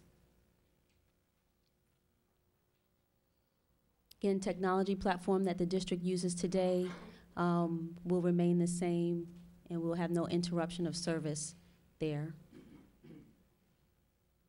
And of most interest to the district, I believe, would be the competitive volume rebates that's offered under this consortium.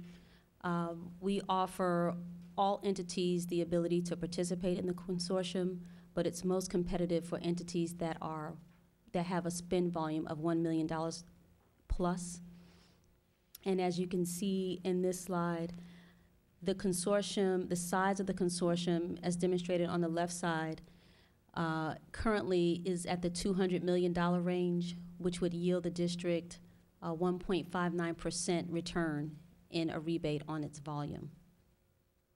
The consortium is currently at actually more specifically at 260 million, and has 160 entities participating. And we expect that by the end of the contract year, August, that the consortium would be at the $300 million range, which would at that time yield the district 1.60% return on its spend dollars.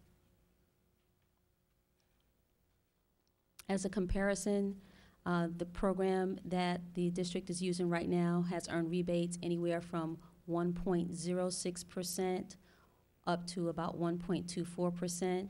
And you can see here that that is the arrangement that we're proposing now is about a 35 to 36 basis point improvement over that rate. What that means to the district is at the current rate, the district would earn approximately $89,000, and under this consortium, that amount would increase to a little over $115,000, which would yield an additional revenue to the district of $25,887. That's a projection.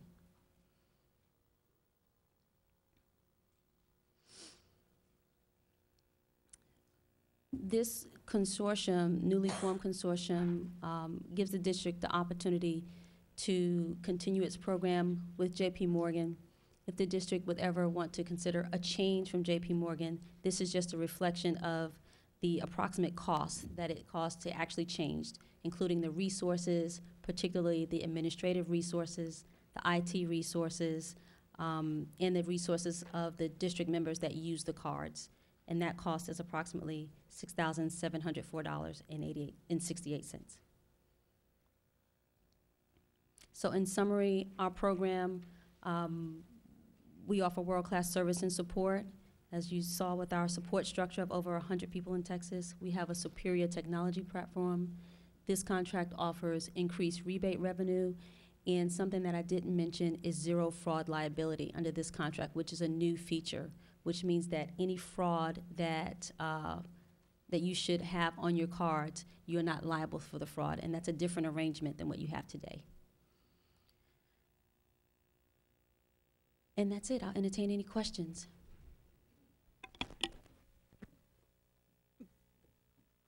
Does the board have any questions to this presentation? No? My only question is that we will be getting money back, right? Yes.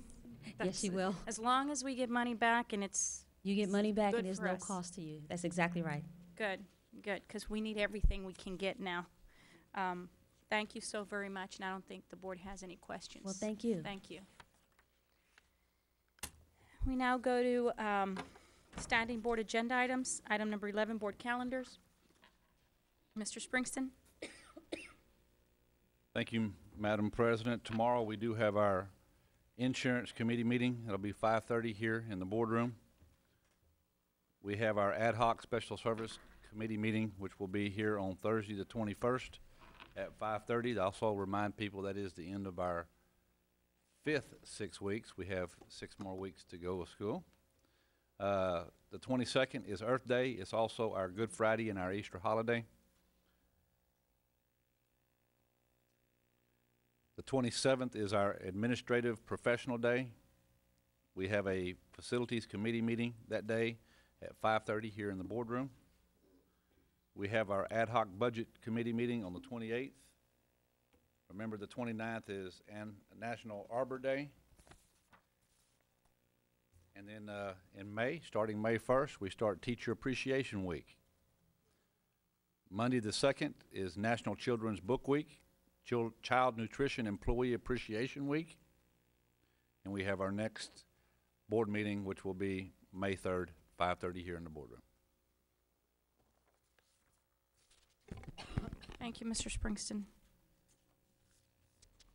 Any questions? Oh. We Sorry. now go to, What's that? If I may, we lost that Easter Monday, so we apologize now. Yes. So sorry. we now go to item number 11, public audience.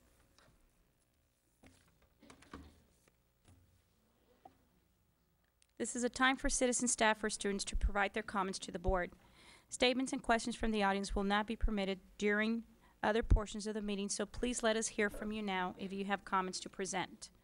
To have your comments heard tonight, your name and the subject matter of your comments must appear on the sign-in sheet, which is located at the rear of the boardroom. Each speaker will be limited to 5 minutes to complete his or her comments. With all due courtesy, I will strictly enforce the time limit. If group of people want to be heard on the same topic, the board asks that they designate a spokesperson to avoid needless repetition. The board has adopted rules to preclude the abuse of open forum by, for example, anyone uselessly repeating the same comment or complaint meeting after meeting. All participants must understand that if your comment, in my judgment, constitutes a complaint against an employee or officer, I will interrupt and ask you to stop and direct you to proceed with the BISD formal grievance procedures, be that DGBA, FNG, or GF local. With those cautions in mind, we will now be glad to hear the general comments. And the first one is Ms. Sylvia Ochoa, Speech Therapy Department. 4 minutes is your time limit. Thank you. Madam President, Mr. Springston, board members, administration, and ladies and gentlemen. Ms. Ochoa, let me interrupt. It'll be 5 minutes. I'm sorry. Okay. 5 minutes. Once again, I'm a speech therapist employed by BISD, and I had brought a concern before the Budget Committee meeting on April 13th about maintaining a competitive salary for the speech therapy department, which has operated usually with a shortage and has affected service delivery. This department has rarely operated at full capacity. I proposed that the committee should consider a 15% stipend decrease instead of a 35% decrease. We presently have 5 contract personnel in addition to the 23 full-time BISD speech personnel that provide speech therapy services to students with speech disabilities, which total right now approximately 1,458.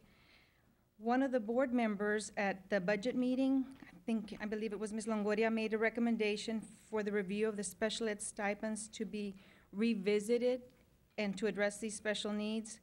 And I want to thank her and the board members for the concern and support being shown to our special ed students. I would at this time like to ask 3 questions. Has anyone been assigned to follow through on this recommendation? And has a time frame been allotted for this review? And will that person consider consulting with a few representatives from the speech department to provide data that will ultimately affect the delivery of services to BISD students?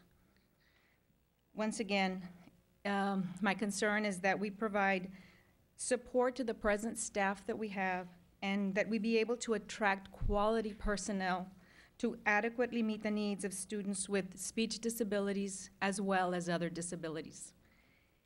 Thank you very much for your consideration in this matter. Thank you, Ms. Ochoa. We now go to Ms. Chela Rodriguez, pre-K program. Good evening, Madam President, Mr. Springston, board members, administration, and the audience.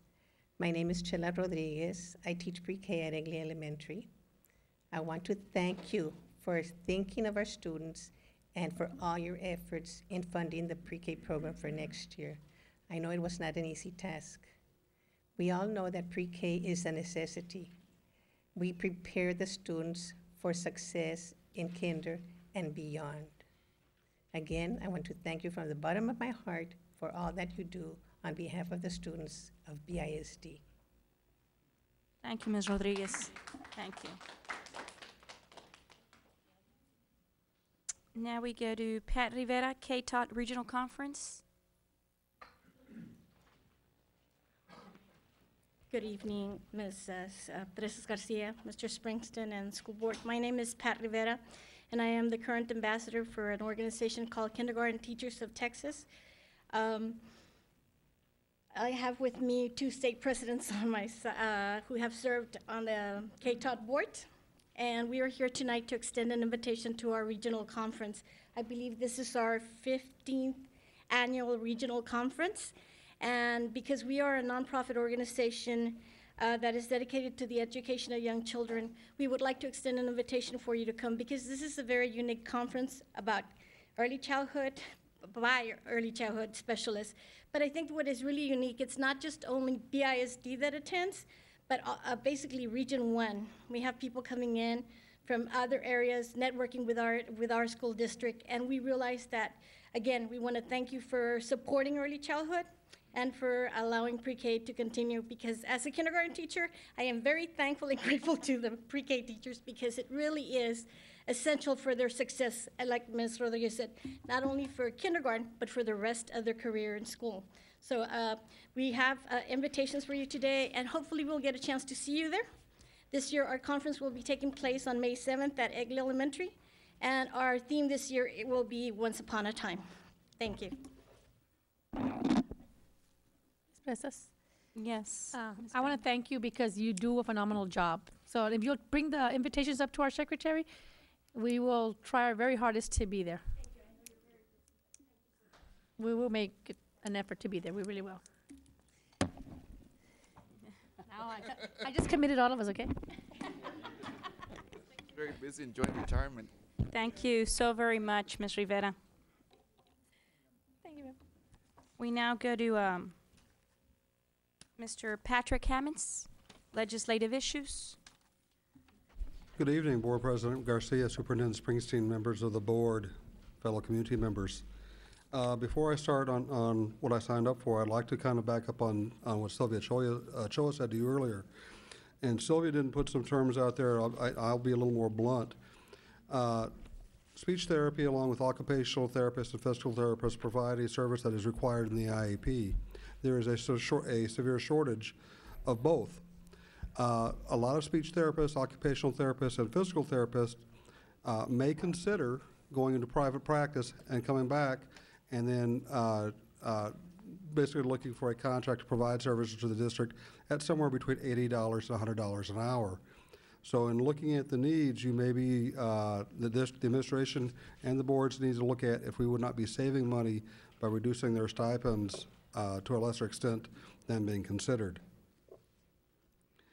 I don't know if you all are familiar with the comic strip The Far Side. It used to be very popular 10 to 12 to 15 years ago by Gary Larson. And one of my favorite cartoons that Gary came out with, and he's a little bit on the twisted and dark side, but I have a coffee cup with it, and it's two deer talking on the edge of the forest. And one of the deers, they're both standing, okay, or it could be a buck. I'm not sure how you tell the difference. Has a huge bullseye on his chest. And his friend says, heck of a bummer of a birthmark, Hal, because obviously it's closer for, or more noticeable for a hunter to shoot at. As a public educator in the state of Texas, we know what it feels like to have the target on our chest.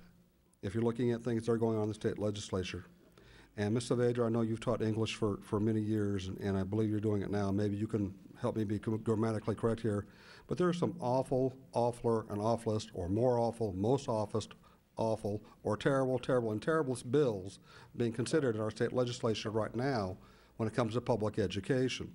And I don't have time in the limited time in here to go over them in the detail that I would like to, but two that I would like to bring to your attention are House Bill 400 and Senate Bill 12, which was Senate Bill 3, which was discussed briefly at the budget meeting last Wednesday.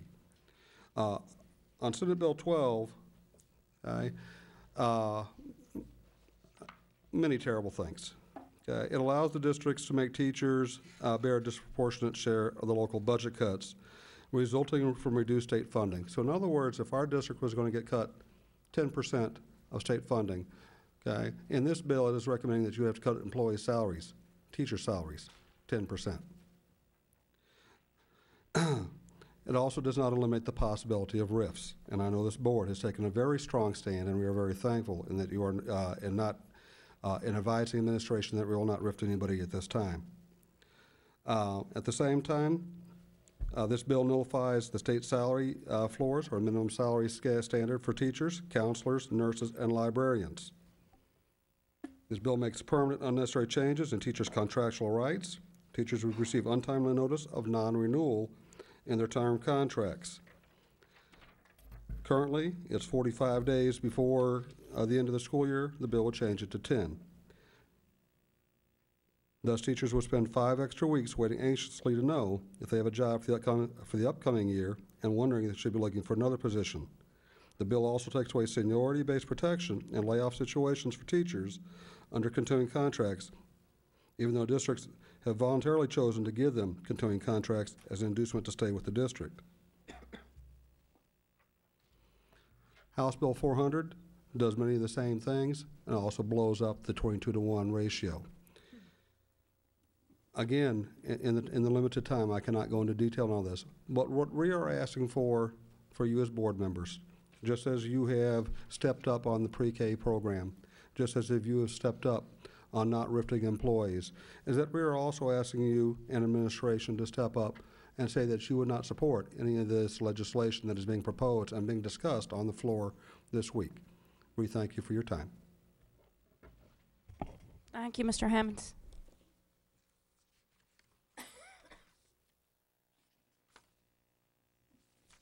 We'll now go to item number 26. And it's recommend awarding bid 11-133 to BBVA Compass, Brownsville, Texas for a 2-year from July 1st, 2011 to June 30th, 2013.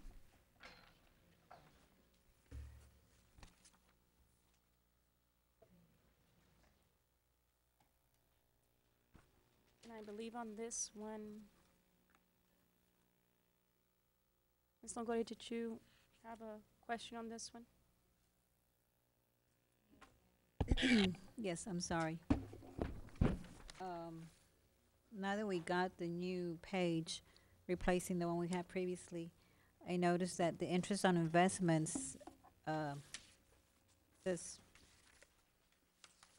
25, can I mention the names? Yes, you can. Yes, You can. refer Okay. yourself to Mr. Michelle. Okay, BBVA Compass, it's had 25, and on this new page, we have a 0. So I was just wondering why the change. Mr. Fuller, would you like to go ahead? Should be Mr. Fuller. Thank you, Mr. Springston. To specifically address that question, I personally talked to Rita Chase on Friday afternoon to get clarification. Rita Chase is in the Director of Audits for TEA, to get clarification on the specs of the bid. It was not grounds for disqualification of the bank, but we could not rank it any higher than the other proposal. So what we did, we've replaced that page and we've given them a 0 for the investments because they have benchmarked their rates on the LIBOR, and Wells Fargo benchmarked theirs on the T-bill as per the specs.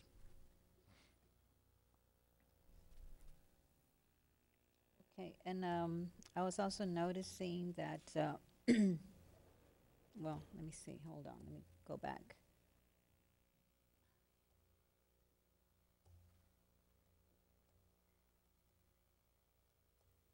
On the list of vendors,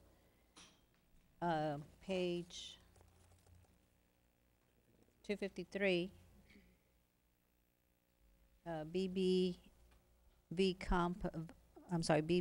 Compass is out of McAllen, not Brownsville. That's their corporate branch that we work with. They do have branches here or banks here in Brownsville. And does Compass Bank require that we have so much in our accounts? Like, is there a minimum balance that we have to have? Or keep? Yes, ma'am. To receive no fees to maintain our accounts, they do require it, as does Wells Fargo. Oh, okay. And what is the minimum balance, more or less? For them, it's approximately $5 million for Compass Bank, and for Wells Fargo, to receive no fees or any type of maintenance fees, it's about $3.5 million. And this is one of the portions of this proposal or bid that was not in the one we are currently in. This is why I did not recommend to go out for proposal or bids at back on March the 1st. Okay, and has the district ever been below the minimum balance required? We have, but the current bank that we work with, we have a good working relationship with them, and they have not charged us fees, monthly maintenance fees. How many times or how often have you gone below the minimum? Ma'am, I don't know. I don't have that number in my top of my head. But we have right now. not been penalized for No. not keeping up with the minimum That's required correct. balance? We've never had to pay a account maintenance fee. Okay, those were all my questions. Go ahead, Ron. Thank you, Madam President, Mr. Springston.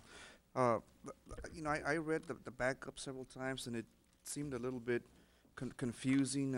Sometimes the rankings seem a little confusing. I sometimes agree with them, sometimes I don't. Who was the ranking committee? Mr. Springston? Yes, sir. Mr. Fuller? It was myself and Robert Reese. Oh, who was the chairman? Ranking committee chairman. Myself, co-chairs. Right, right. And it just seems, what seems confusing, maybe it's just me, not you know, being a professional in the financial world, that sometimes it's a give and take. Sometimes there's a difference in interest rate, but there's something else, another clause that makes up for that. We'll give you a better interest rate, but it turns out if you read all the fine print, but you have to have a higher amount of money, untouchable. I'm not sure how you would refer to that within our account, when in fact the other bank may give us perhaps a worse interest rate, but that money, but we have more money making interest. I don't know if I'm making any sense. It just seemed very, very, very, I had an issue with the whole ranking in general. And then especially after receiving today's material, it just kind of added to to my concern. This was a proposal, correct? No, sir, this was A bid. Perhaps, I mean, and that is of course different than a sealed bid. It was a sealed bid. It was a sealed bid, so we have room to negotiate. No, sir. Not in this one. Not in the sealed bid, okay, yeah. I think one thing that would behoove us all, including myself, is to have, like I mentioned to you earlier, sir, like a procurement workshop. I think it would just benefit all of us to know the exact details behind a bid, sealed bid, proposal, queue, because I think sometimes we confuse these, and I include myself, you know, I'm just as guilty. You know, I was under the impression that a sealed bid, that's the way I understood earlier, and I completely misunderstood you. I apologize. It was competitive and then sealed. Yeah, so there's competitive sealed bids, and that's why I think I would like, you know, maybe, and taught by you all or Mr. Fuller, you know, and we don't have to go out and hire a consultant or whatnot. But I just have a I have a lot of reservations against, towards this item, towards this bid. At this point, unless I hear some very productive discussion, I don't think I can see myself approving this. Thank you, Dr. Escobedo. Let me share something with administration and also with Mr. Michelle. I attended the holistic view of risk of financial monies around the nation in school districts. And one of the things that they asked most of us is, who's really taking care of your money? Who's really overseeing that your money is being really, you know, taken care of, and who's following the day-to-day expenditures and managing the day-to-day finances and so forth, you know? And it's pretty scary because in the crisis that in the downturn that this country has taken economically, we cannot be looking at things the way we're doing it.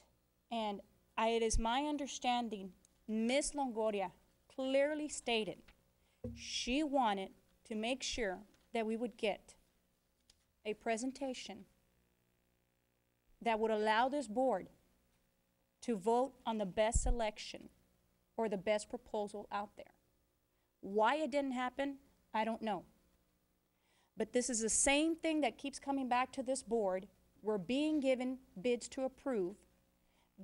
We've asked before in the past that why can't we negotiate if we're going to say, for instance, Dr. Escobedo had tried to question a while back on a savings of a contractor that was a $300,000 difference. And $300,000 could go a long ways nowadays to this district. It could go to speech therapists, physical therapists, whatever it's the need for our students. And I would like now Mr. Michelle to let us know what was wrong with this bid at this point and to explain to the rest of the board and the community what happened, because obviously you called Ms. Chase on Friday, which means that on Thursday I got the agenda to approve and to have this bid placed on this agenda item. So you called her on Friday after we reviewed the agenda? We played phone tags for 2 days. Excuse me? We played phone tag for 2 days, her and I. Okay, well then in that case we shouldn't have had the agenda even on the form. But go ahead, Mr. Michelle, I would like for you to stress out and point out what went wrong and what exactly happened with this, please, because we cannot make a decision tonight.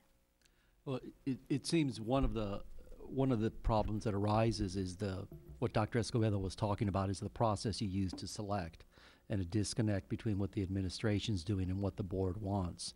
Because of the law and depository contract sets out a lot of particulars, including what the criteria are, but doesn't really talk about how they should be weighed, you know, the differences between them.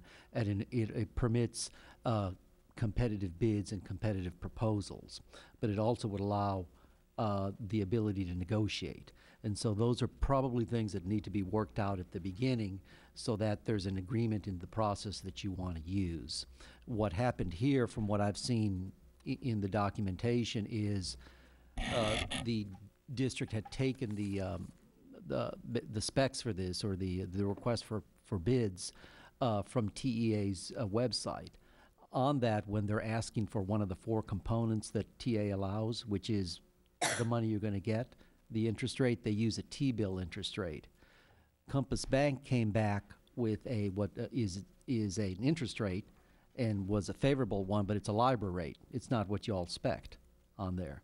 And so that's a problem between the two. Now, TA takes a position that you can't disqualify the bid and you have to consider it. And that's probably accurate the way the language in the statute reads. But then going back to bid law, if you haven't responded to the specs, you really can't give them a higher rating, Compass a higher rating in that category. And in fact, here in the revised one, it came back at 0. So what you end up having this anomaly where you're having to consider all of the bids, but you really can't do it apples to apples because you have got one bank here, Compass, not responding to what the spec was. And so you really there's a way to go through this because you can still do the ratings, but I'm not sure it allows the board to really fully consider each of the factors that the statute requires you to consider. I may not have answered everything, but in a nutshell, that's what So occurred. if they would have recommended this to us tonight, like it is today, then where would have that put us as a liability, as to have done it the way it was being recommended? Well, what it would have done in that situation is the board you wouldn't have been dealing apples to apples when it comes to interest rate. So it would have You been know, unfair to the other bidders, or whoever would have submitted their packages? It would have either been unfair or would have caused a lot of confusion because people would not have known what it was based on. And that's why there was a revised agenda description. Well, I don't know. Go ahead, Ms. Peña. Okay, so it would have been unfair or cause confusion? Pick one. Or both. Or both. Well, it would have been both. I didn't mean to indicate that they were right, that they were mutually exclusive. I mean, it can be it's unfair in the sense that if bidders are bidding on different things and yet the board's making a decision, that's the question of, well, how is that factor really being looked at? You know, because you want consistency along it, and that also causes confusion. Okay, Go ahead. and with this paper, I'm not done yet, if I may. I'm not done yet. Go ahead, Ms. Peña.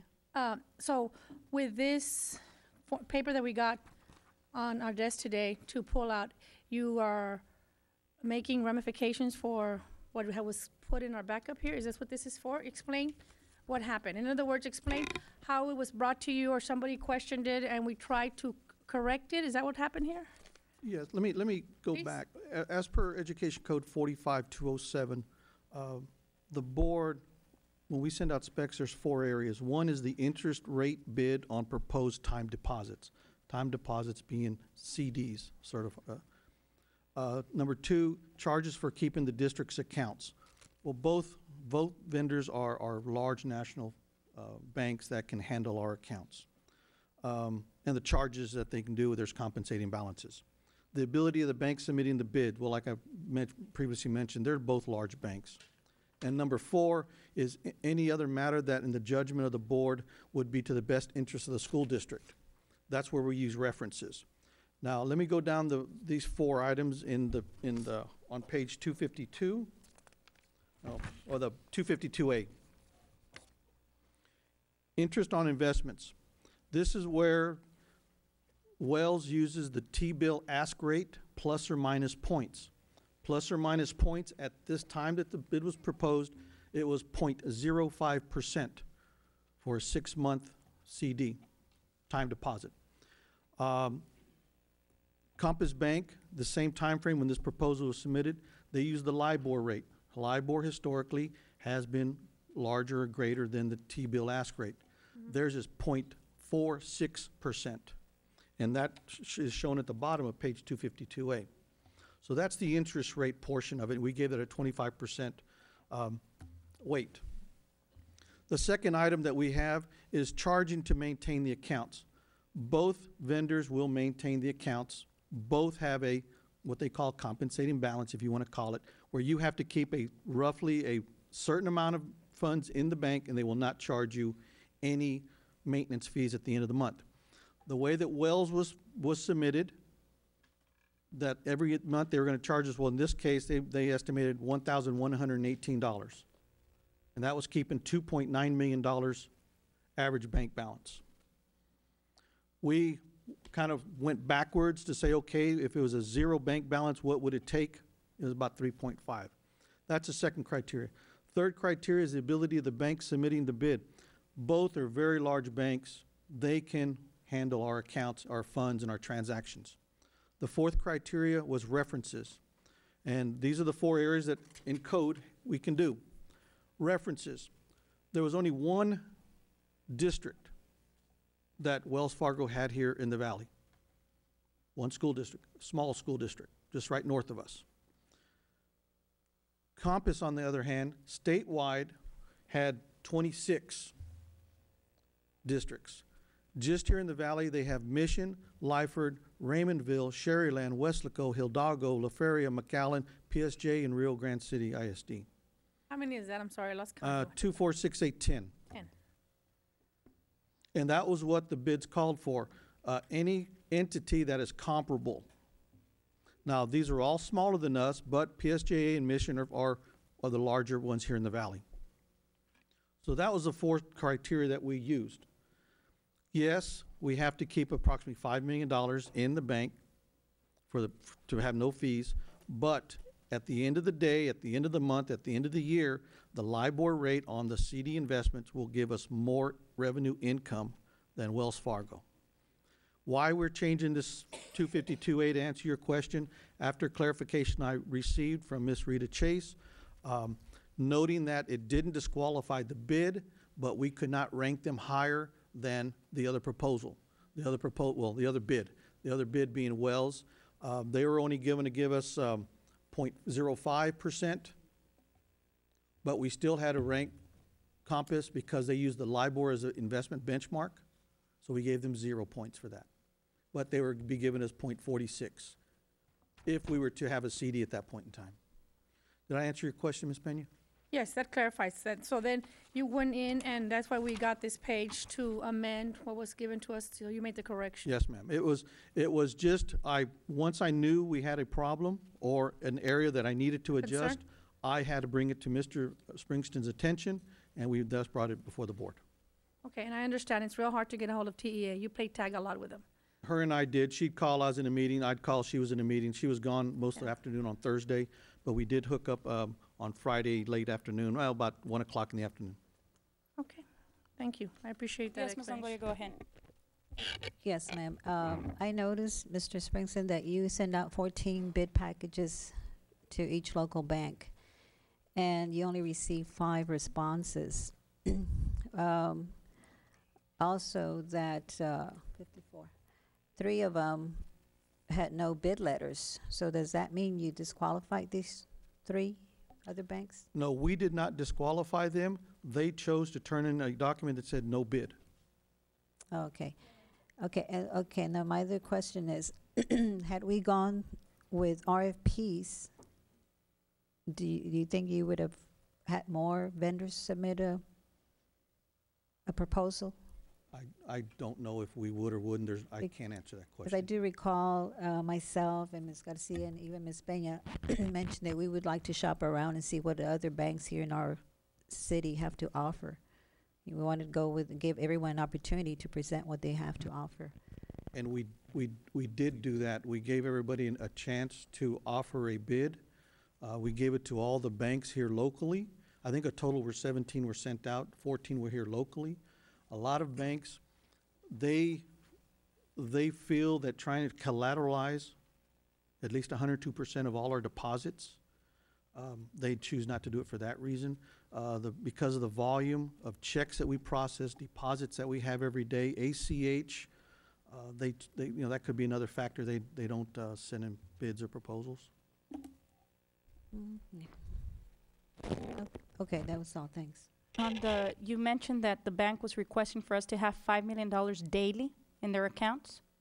Average every day, yes. So is both banks are, to have what they call the compensating balance. Yeah, but one is requesting for less and the other one's requesting. So who's going to be making money? Mr. Michelle, could you please maybe answer me? Who would make money off of that on a daily basis? It wouldn't be us, would it? More than likely would be the bank. It would be the bank. I It mean, would that's be the bank. That's one of the ways they recoup make their money. money, yes. But we're offsetting that with a higher CD investment rate than the other bank. If I may, that was my question. I know they'll make money because they want it, but because they're using the LIBOR, we can make up. Mr. Michelle, do you see? Maybe I'm missing something? Like if they make money because they're gonna have more of our money sitting there, but with the interest, the return that we get, are we better off with the LIBOR than we are with the T-bills? What would your recommendation be? Well, generally, yes. I mean, LIBOR, as Mr. Fuller said, historically has paid better. But those two, this is a business deal. The first two factors address that. The first is the money the district gets, and then the second one is the one they're allowed to charge. And that's what you all have to evaluate. Excuse me. Yes. I'm sorry, were you done? Yes. Okay.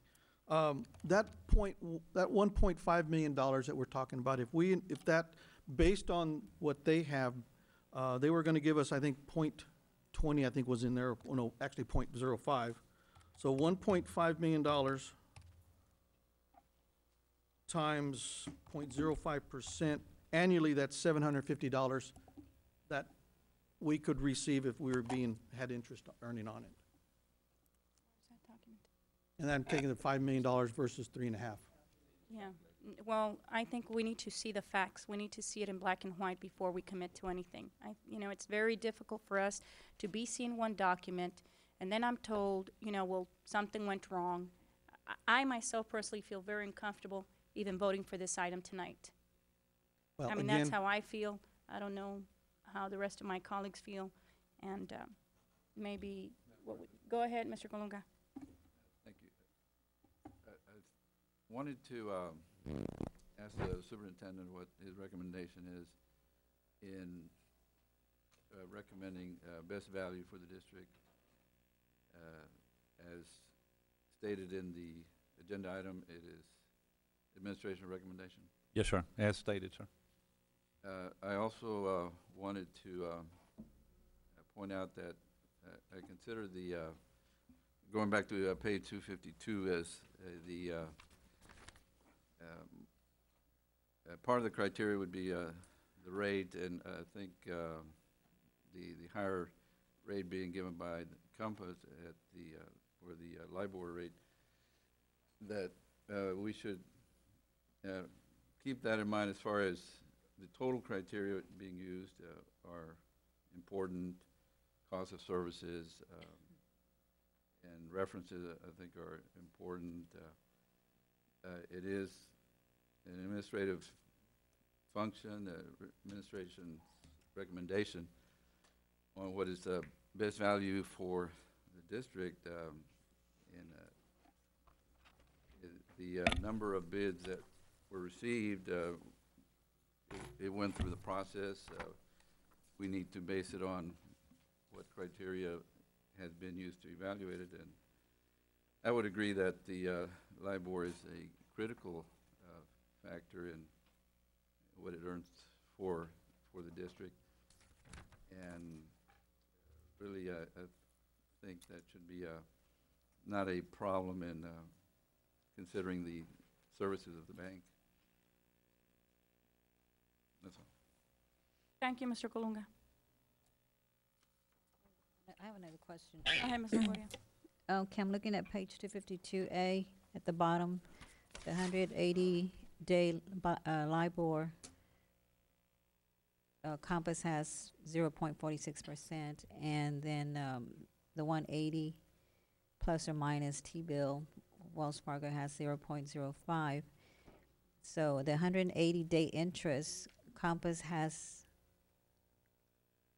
85,000, right? Yes.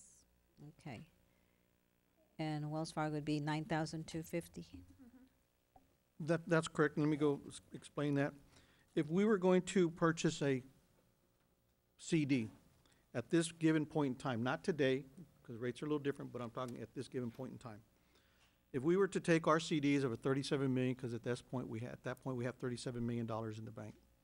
We would invest them with a 180-day LIBOR rate, which is a published rate we can lay our hands on every day.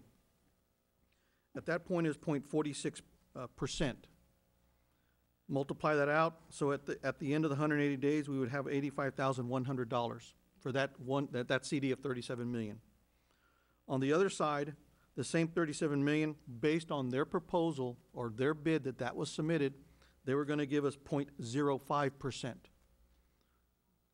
Multiply that out for the same period, 180 days, that'd give us $9,250. That's where I was saying the interest revenue, and that's one of the main criterias. On the CDs. On the CDs is what, $76,000 more for 180 days.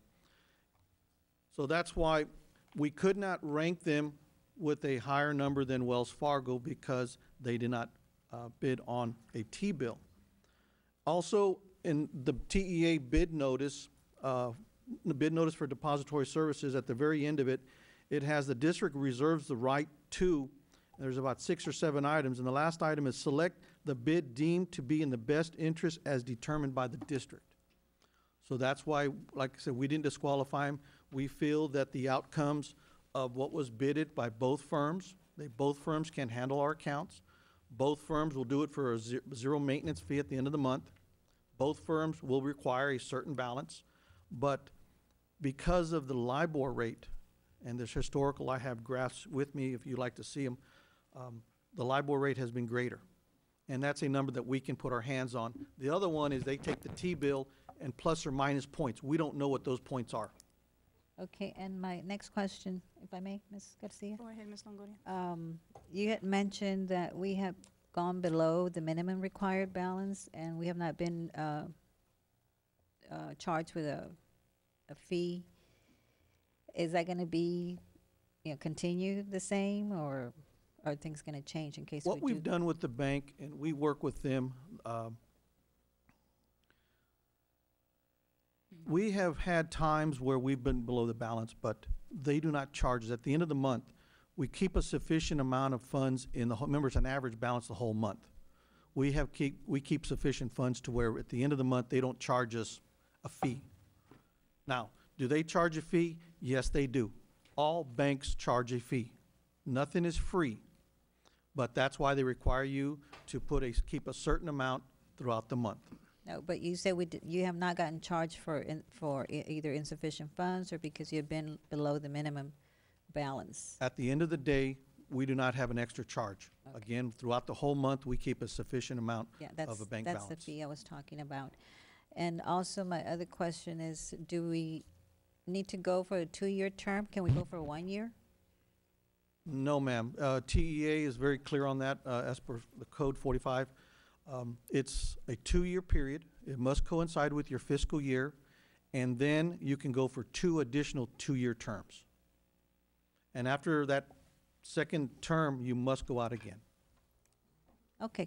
Go ahead, Dr. Escobedo. Thank you. Mr. Springston? Yes, sir. What are the options? I mean, obviously, we could approve it. We could vote it down. That being the case, what other option do we have? Do we have a third or fourth choice? Yes, sir. What are they? We have time. We could go back out for bids again. For competitive sealed bids? No, that's what we just did. Okay, And so we would go out for. So if the board would like for us to give us a direction of going that other direction, or with a sealed bid or a proposal, then we can do the same thing again. And Tony, can you elaborate on that just a little bit? Back on March the 1st, I believe it was, once the board made their own motion to not go with our recommendation, we built in knowing that we may have to go out twice. So we have time to go out one more time. That one more time would be it. We would need to have a vote prior to the 60-day before. So we have one more time. We'll go out. It'll take another 40, 45 days, and we can bring it back. I like that idea there. So that would what that would entail was voting this down if that so is the pleasure of the body corporate with the directive of going out for proposals, correct? Proposals. I just had one question on if we waited additional time, how would that affect the LIBOR rate compared to what was the first proposal, the one in March, how has that changed compared to what it is now? I'd have to go back to look to see what the change was. I mean, I can't tell you that both will come in the same. It could be different, could be worse, could be better. But here's another thing I just thought of, and it happened just a few months ago when we cancel and go out for bids. It's called, I guess, unfair. Now all the other banks know everybody had an equal playing field to submit a bid. Now we're going to go out and everybody knows what the best bid was. So in my opinion, that you're kind of compromising it. Well, maybe they can work on beating it. Yeah. Match it or beat it. Kmart, Walmart does that. Why can't we do that with the people that want to do business with us? What is the law? Can we ask our attorney what that does to us legally? Are we? You're free to reject any and all bids. You can go out Thank as long as you have enough Right. time. Thank you, Mr. Michelle. I Go wanna ahead, make Ms. sure that Longoria. we're covered. I just wanted to add that this is the reason why we wanted a presentation. And we were told it could not be possible. We didn't have to have it necessarily an open meeting, we could have had it an executive session but at least we could have heard from the other vendors as well. President, I'm ready to vote. Go ahead. Yes, go. You want to make a motion that, Well, you can make a motion. Miss, if I may, can we table it? no, ma'am. We have to, oh. Do I have a motion? I've got a question before we go to the motion. So let's say, I'm just curious, will these vendors be allowed to rebid? They are, right? Or once, I don't want them to, well, I'm gonna throw it out the way so people can understand. I don't wanna throw it out there like when we turn down the principal, they don't bring her back ever again. Like, because we have a tendency to see that happen. So I wanna make sure, once we do that, they can still come back and bid. I mean, I don't wanna send a sign out to them or a signal like, hey, don't even bother because we're not going to approve you. I don't want that message to go out there to these two entities. They will have the opportunity if they so choose. Now, the signals, I'm not sure what you mean on the signals. Well, I mean, that they might believe that, well, they don't want either of us, so why bother? I don't want them to believe that because that's not what we're doing. I think for clarification, Ms. Peña, I think we're trying to get the best people that can really work with us, that are going to match it or beat it. If other companies, corporate companies do that, I think right now, this time, the way the financial crisis is, and we're all hurting, and we're all going to hurt, we need to put our foot down, and we need to say, hey, can you come up with a better deal? Come up with us, and you need our business, then what's the best you can do? Then we should have stayed with our current contract as we try to renew. Well, sir, I was not going to sign a piece of paper that I felt uncomfortable with, sir, okay? And I was not going to put this district in jeopardy because I felt uncomfortable for the same reason. You know what, Mr. Springston? You need to tell Mr. Fuller that we'll have this discussion tomorrow, not in public, not today. Which discussion? Well, we just started right now because he's telling me Madam that. President, I think we're ready to vote. Move on. Yes, go on. So do I have a motion? Move to approve. Second. All those in favor? Aye. All those against? Nay. Motion fails. 4 against, 2 yes. And I guess the recommendation, or we gotta ask administration to please go out and get proposals so we could be able to negotiate instead of having these sealed bids that are tying up our hands as to what is that they're giving us, only what it is. Can you please clarify for the board, please? Yeah, I think the option that's left under the statute that you want is you want the administration to go out for a request for proposals with the opportunity to negotiate what's permitted Correct. under the statute. Thank you so very much, Mr. Michelle. And that's exactly what we would like, Mr. Springston. Thank you. We now go to item number 12. No, correction. We go to item number 14, discussion, consideration, and possible action regarding Congressman Blake Fernhold listening session on April 26th and waive fees related to this event. Mr. Springston, I believe we had an amendment to this item. Yes, ma'am. Thank you, Madam President. We did have an amendment that was coming in because it was the 26th instead of the 22nd.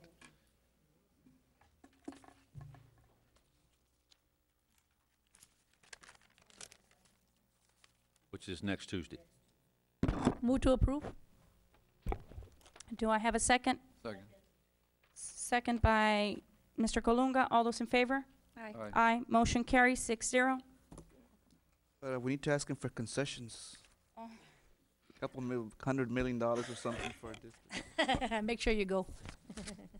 We now go to recommend approval of following payments. Item number 15, recommend approval to pay W. Murray Thompson Construction, Inc., $330,871.70. Hannah and Porter High School Science Laboratory additions to be paid from Science Laboratory Grant Program. I believe, Ms. Longoria, you have a question on the payments? I'm sorry. I would just like to see maybe in the future you can include the balances, as we go along, just so we can, for our information. Like under fiscal implications, and also include the account number and the balance, what the balance would be, the remaining balance after we make the payment. Very well. Will do. Do I have a motion? Move to approve. Motion by Ms. Peña. Do I have a second? Second. Second by Mr. Colunga. All those in favor? Aye. Aye. Motion carries 6-0. We now go to item number 18, recommend approval to pay Janak Associates Architects LLP $18,250.57 for Daniel Breen Elementary number 144, D. Wilson Construction Company $877,904.50 for Daniel Elementary School number 144, Spall Glass Contractors Inc. $224,725. Hannah High School Performing Arts Instructional Facility, Texas Descon LP $1,194,589. Brownsville Academic Center and Brownsville Early College for a grand total of $2,315,469.07 to be paid from our local maintenance fund 199 qualified construction bond fund. Ms. Longoria? Yes, ma'am.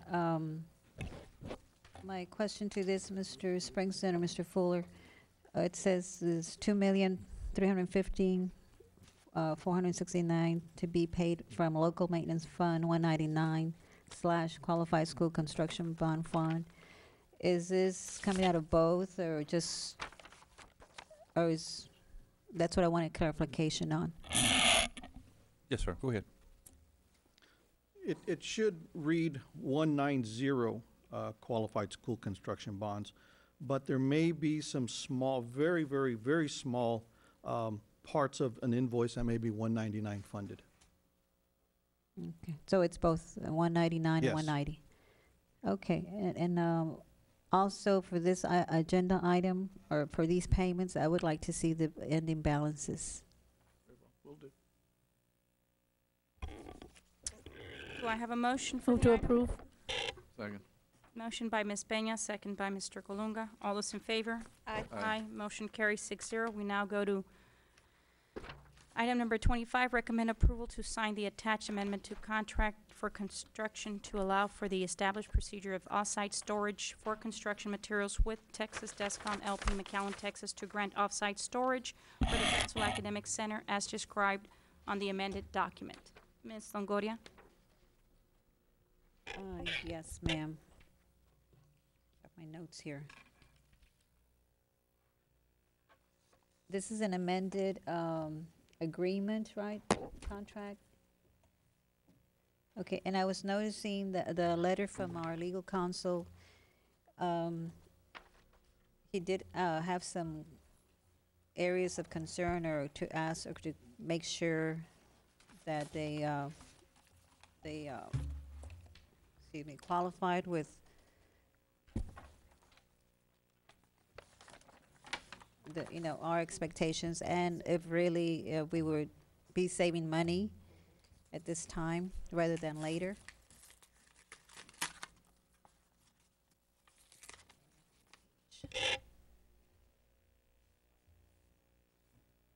Mr. Springston? Yes, ma'am. I was waiting for you to finish your question. Oh, okay, I'm sorry. That's okay. I can go ahead. I'm elaborating on what you're thinking here, but 238. Hold on, let me get to the page. we have used this contract before. Well, this type of stipulation before. It was also done with Veterans Memorial. If I'm going back in time thinking about this, that they also had a site. They would bring in massive amount of bricks. They wanted to bring in the bricks for the entire buildings, and they were store them, put them under security. Also steel, because of the price of steel. And they thought that we could bring them all in at one time at a massive bulk, that you were going to be able to save money in the long run, which we did. And that's the same thing that we want to see come out of this project. Okay, that was my only concern. Move to approve. Second. Motion by Ms. Peña, second by Mr. Colunga. All those in favor? Aye. Aye. Motion carries 6-0. We now go to closed meeting as pursuant to Texas Government Code Section 551.071, 551.072, 551.074, 551.082, and 551.084. Yeah. This to Pat. So we can, I was gonna email it, just in case I forget. It's the procurement training. The board will now reconvene from executive session. We will now go with item number 27. Madam President, Go ahead, Doctor. if there are no objections to the board, I'd like to move to approve item 27, 28, 29, 30, and 31. Second. Motion by Dr. Escobedo, second by Ms. Peña. All those in favor? Aye. Aye. Motion carries 6-0. We'll now go to item number 2, number 32, recommend recession of the proposed non-renewal of term contract employee JW and approval of 2011-2012 term contract for employee. Do I have a motion? Move to approve. Motion by Ms. Peña. Do I have a second? Second by Ms. Longoria. All those in favor? Aye. Motion carries 6-0. We now go to announcements. Item number 35, Mr. Springston. Thank you, Madam President. Tomorrow evening, 5:30, we have a insurance committee meeting. We have an ad hoc special populations meeting on Thursday at 5:30. And we have a holiday on Friday. Holiday on Friday. I was thinking about that. Good Friday. And I apologize, no holiday on Monday. No holiday on Monday. We are in session. Do I have a motion to adjourn? Move to adjourn. Motion to adjourn, second by Dr. Saavedra. All those in favor? Aye. Motion carries 6-0. Good night, Brownsville.